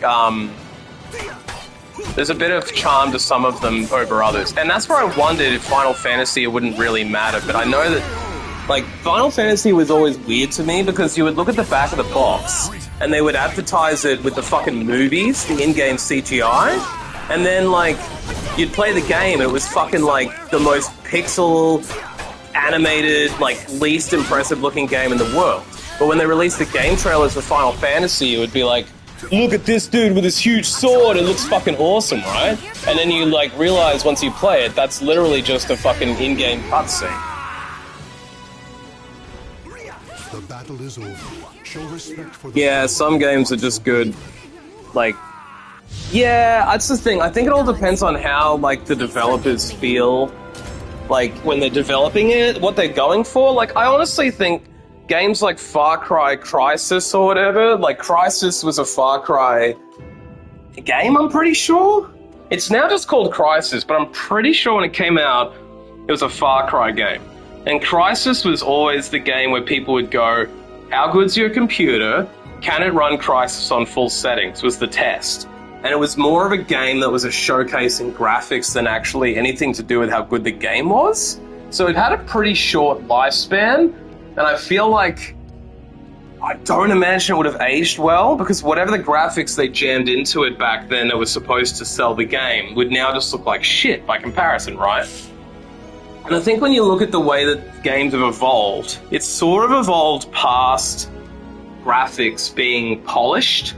I think games like Borderlands kind of proved that you can have a cel-shaded game and have it look better than trying to fully 3D animate a game. Like, that's kind of why they did the cel shading, and so they could take the pressure off the game engine and have more enemies on screen and more crazy shit happening. And it gave them the ability to develop hundreds of different guns instead of just a couple. So there was an era where gaming got really stale because it was graphics driven, but I think now it's kind of bouncing back from that a bit. And honestly, if you look at Fortnite looks like a fucking hot explosion of neon bullshit. And it sucks to me to look at. It's probably fun for kids who like bright colors, but when I look at it objectively, I'm like, this game looks like hot trash. And when you look at the skins in Call of Duty, they're all sort of just like neon and flaming and tagged with Monster Energy. It's like they're done shit selling to the non-core audience in an attempt to sell as many cosmetics and skins as they can, because they sort of like make their money off battle passes and season passes, and like with COD now, they give it away on Game Pass because you're already paying for it every month. But then they sell you a $10 or a $30 battle pass, and then on top of the battle pass, they'll release a Squid Games tie-in. And if you want the new features, you got to pay another $10. And then everyone does it because they want to look like the Squid Games guy. So it's like they realize how little effort they have to put in, and they just release cosmetics, which probably take them 5 fucking minutes to pull out, right? Because it's not hard to animate a new nice skin. It is hard to come up with new maps that are balanced. It's hard to come up with new guns that are fun to play. So I think they've, like, boiled everything back down to the most basic shit. Like, so you kind of got that happening, realizing that the graphics don't have to look good as long as it's just bright and colorful and kid-friendly and memeable. You know, they put a fucking toilet in Fortnite, I think someone told me, it might have even been you, that we had a Fortnite toilet skibbity before we had fucking Grand Theft Auto 6. And people are getting psyched now because they're like, oh, they've announced Grand Theft Auto's coming out in fall this year. And I'm like, yeah, that's 9 months away. And on top of that, it might not even come out in fall. They'll probably push it to a Christmas release so they can make money off the Christmas sales, right? And that's if it even comes out this year. If they still keep making a fuckload of money in Grand Theft Auto 5, they're not going to release it. That's why they've waited so long, right? If they fucking tell people GTA 6 is coming out and they get super excited, they'll probably go back to playing GTA 5 to get ready / enjoy the nostalgia or get in GTA mode, right? And then they're not going to fucking... Exactly, no shot it comes out this year, bro. They've been pushing this shit as nearly coming out for years, but then you jump on Twitch and someone's like, oh, I can't wait, Grand Theft Auto's releasing. I'm like, yeah, I'll believe it when I fucking see it, bro. And even when it does release, you know that shit's gonna sell for $140. The premium double digital edition's gonna be like $140 in Australia, maybe $100 US. We always get a game tax over here. You know, like over there, I think you can pick up Call of Duty for $35, $40, and in Australia it's like $80, plus the $10 or $30 a month if you want the premium battle pass. It's $30 extra a month. $30 a month for one game, even $10 a month. That's $120 a year. So they're selling it to me for $80, and then if I want to play it for a year, I'm paying another $120. That's a $200 game. That's effectively no different from any other Call of Duty game, or even that much different from Counter-Strike, apart from a couple of mechanics, right?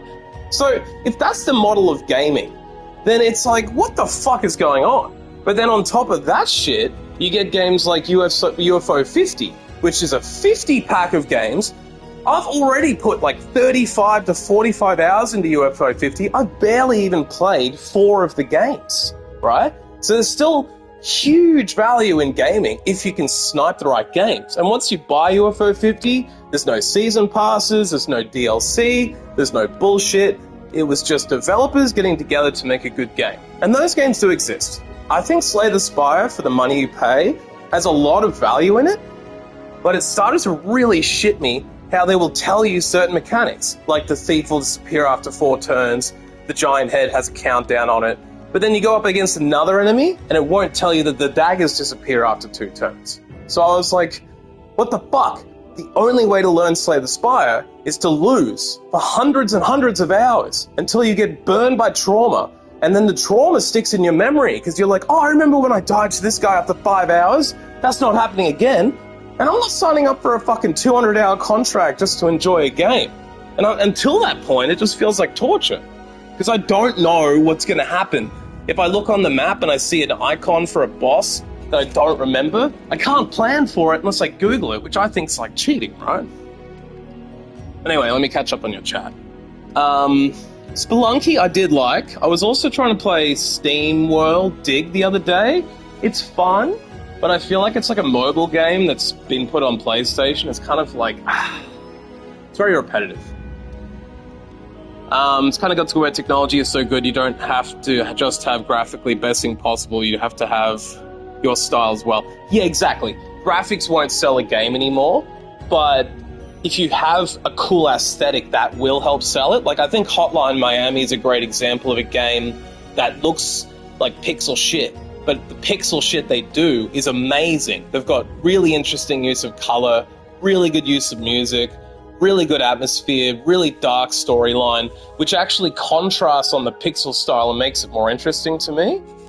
But then you've also got games where it's like, I don't know, like I think it's very viable to make a cel-shaded animated game now and give it a sheen of 3D and make it sort of like a hybrid between versions, you know, like there's some side-scrolling fighting games, which are fucking awesome looking, but they've just poured all these hours into the animation so that even though it's 2D side-scroller, it looks fucking awesome. So it's not like it was when you played Metal Slug and they had very limited animations. Now it's like that kind of game can look fluid and insane, and some of the combo kills you can get like fucking pop off. It can be crazy.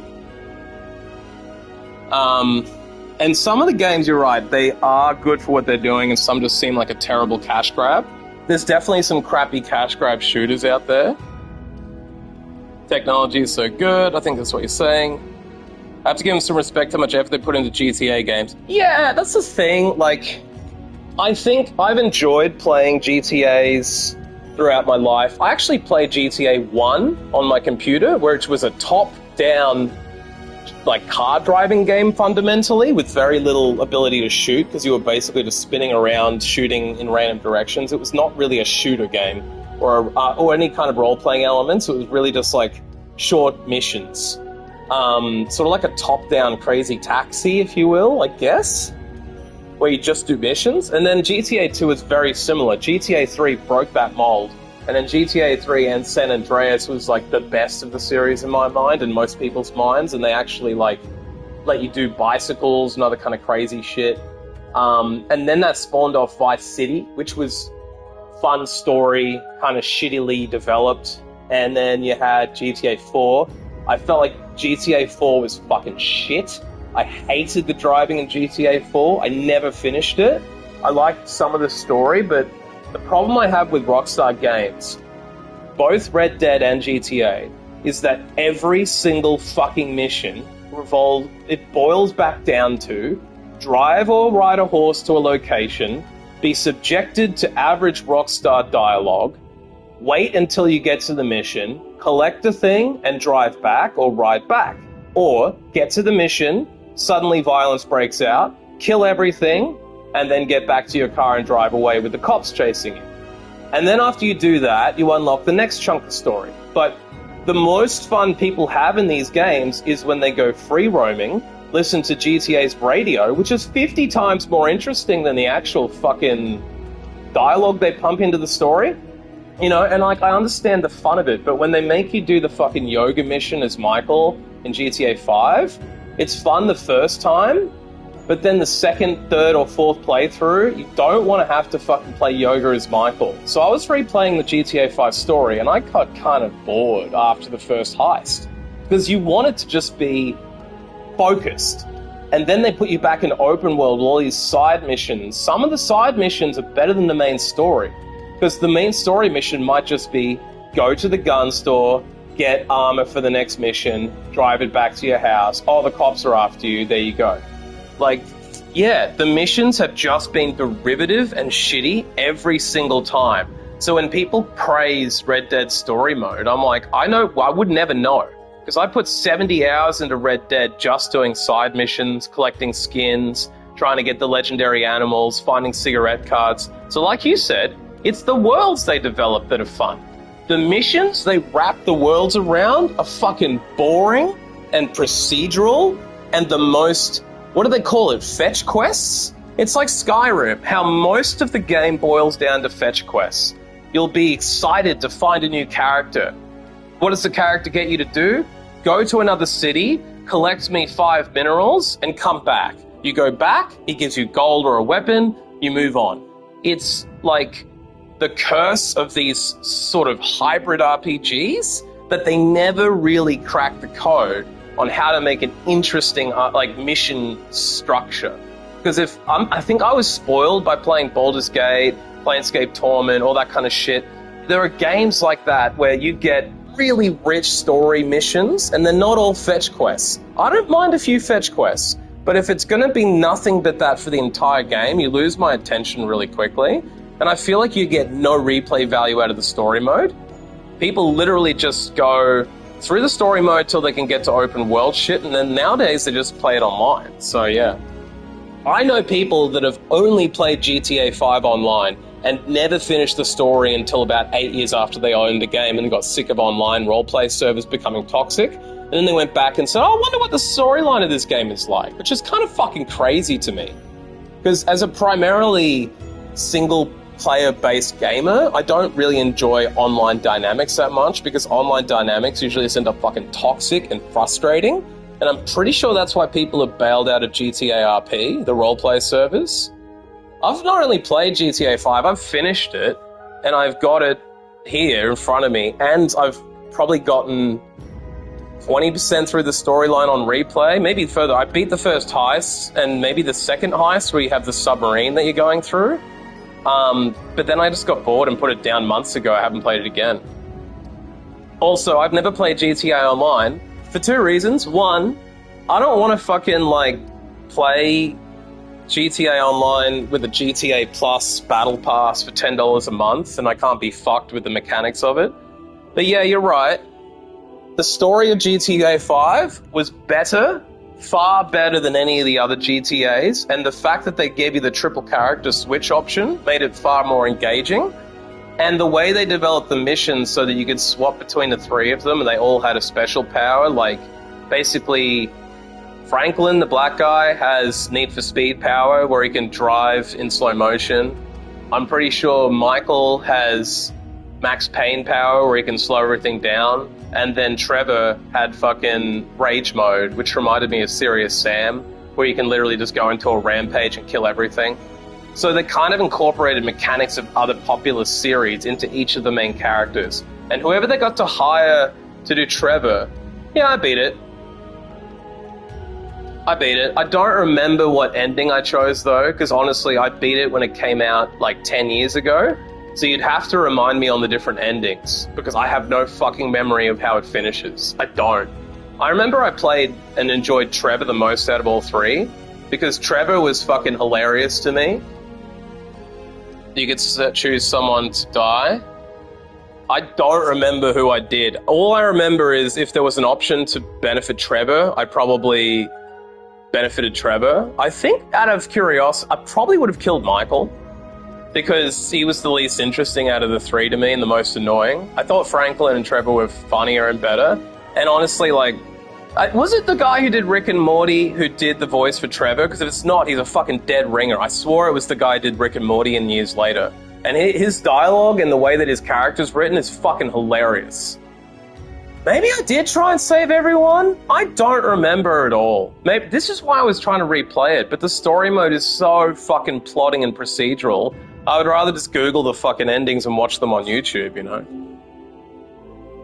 Yeah, the Trevor actor reminds me dead on of Rick from Rick and Morty, and the way that you would do certain missions, and he would just, like, walk up to one of the characters and blow their fucking head off, and that would ruin the story in a sense, because it was like you're expecting it to go one way, and he would just break out and fucking do something completely off the walls insane. Or how he had that other dude, like, hold up in the apartment in your safe house for a few missions.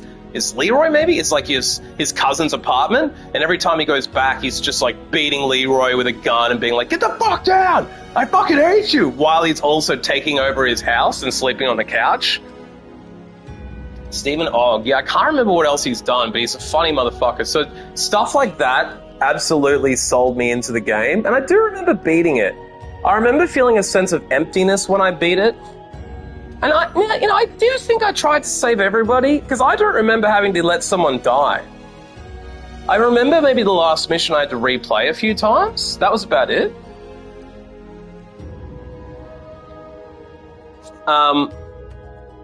But as an aside, I am probably at my limit of Soul Calibur, because I was kind of revisiting this game. I think I did get the ending where I saved everybody. That actually sounds like the least interesting ending, but knowing the way I play RPGs, I would have probably gone for the save everybody option. And I'm pretty sure I did all the side missions. So if you don't have to, or most of them, if you have to do side missions to unlock the, like, save everybody ending, then that's probably what I did, because as I play these RPGs, or pseudo-RPGs, I almost always do all the side missions and leave the main mission till last. I don't know why, but I find them more interesting.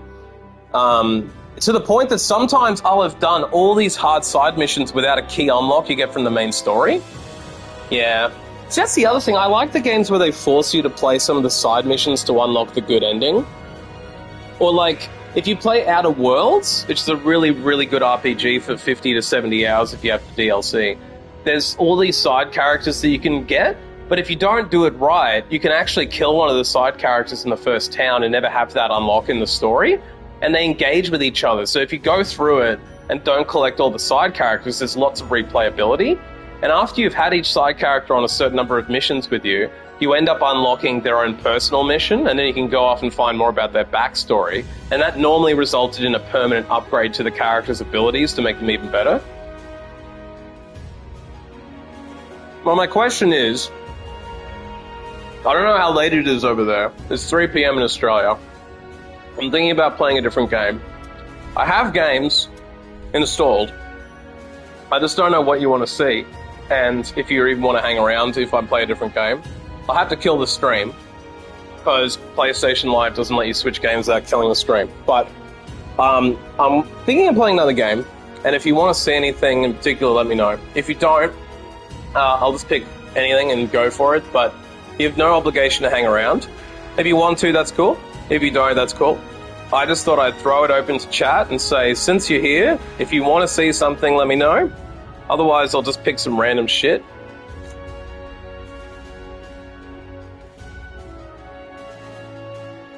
I think I've got on my PlayStation, I've got a couple of games that are sort of like, I think some of them are kind of roguelike dungeony games. They all kind of look like smaller games.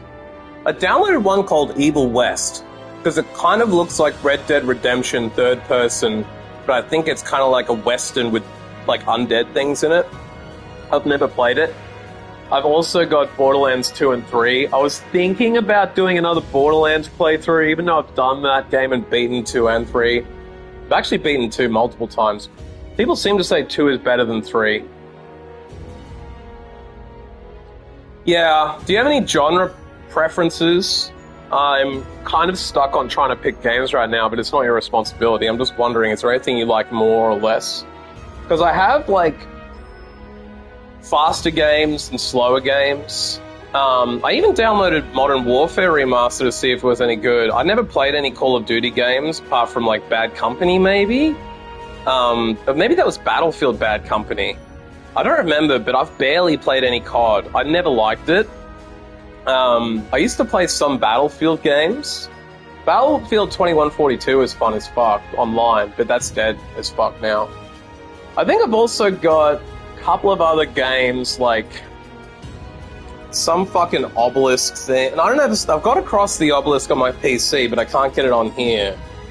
I've got Hotline Miami on here. I could do a few more runs in that. I've also got, like...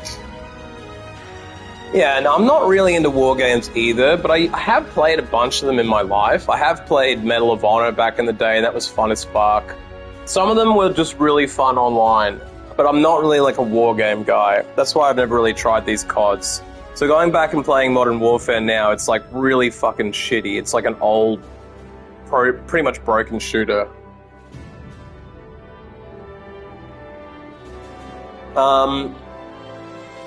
Let me just check my games for a second. This might pause the stream. Okay, it says I got mic only. I've got the Batman Telltale series game. I never played it, but I'm a little bit into the Walking Dead Telltale series game, and that seems pretty good.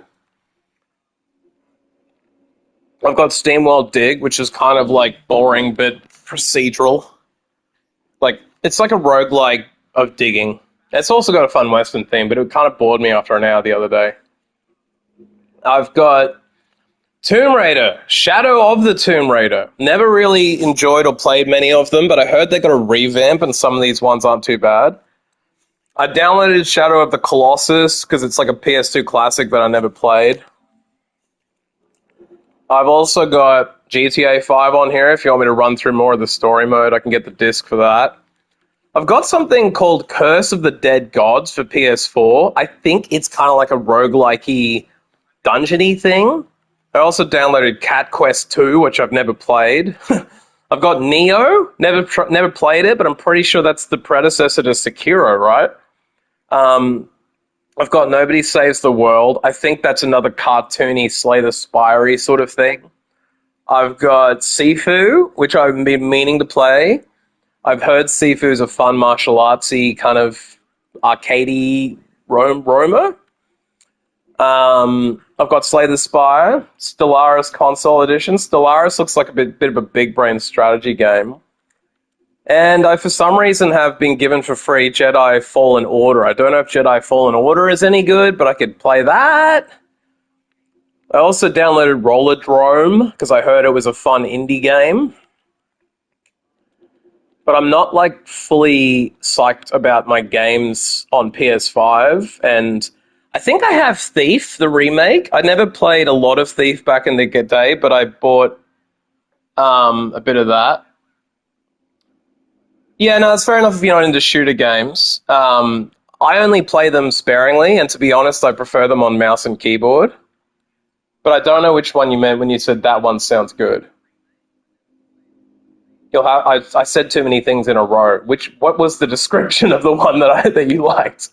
Because I'm honestly open to trying a new game. I haven't got anything against trying a new one. You're not comfortable choosing. If you don't want to choose, don't choose. I'm just reading out loud because I'm ambivalent. I can play any of these. I've downloaded them to check some of them out, but like, I'll run through them again. I got the Batman Telltale series. I think that is basically like, and I've got lots more that I haven't installed, but I'm trying not to pick too many options. The Batman game, I think, will just be a point-and-click story adventure. I've got Cat Quest, if you like cats. It's kind of like a silly RPG-ish, I don't know. A Cat Quest is just for kids, I think, but it might be fun. Curse of the Dead Gods might be the one that you like the sound of. It says, seek riches and divine powers in a temple filled with deadly traps and monsters. It kind of looks a bit like a roguelike-ish thing. I don't know what Curse of the Dead Gods is like, but it kind of looks more of a, like, Hades-style game than a Slay game. It kind of looks more like a Hades game. I'm not against point and click by any means. If you want to see the Telltale Batman game, then I'm happy to try it. I've been playing the Walking Dead Telltale game, and the Telltale people have a lot of good shit. I mean, I used to play Myst on computer, MYST or whatever it was. That game was the most boring fucking thing ever created, but it had a lot of point and click in it that was puzzly. And I've played those detective-y games where it's all just animated scenes that you have to click on shit. So I don't mind any pace of game. I mean, I play everything from Hotline Miami, which is like being on crack, through to like Slay the Spire, where you have to just sit there and think.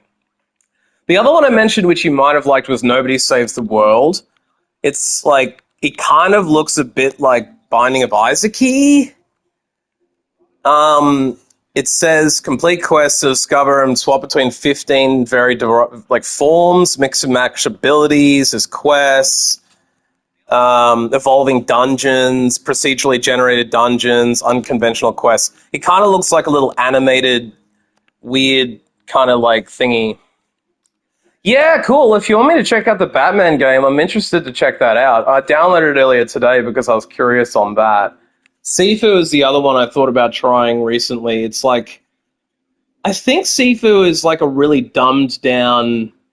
It kind of looks like a Souls game if it was more animated, and it seems more about martial arts combos. So I think it's just going to be like a sort of like martial artsy kind of vibe. And I think you're basically like trying to avenge your father's death. So I see it like playing a Jackie Chan game, I think.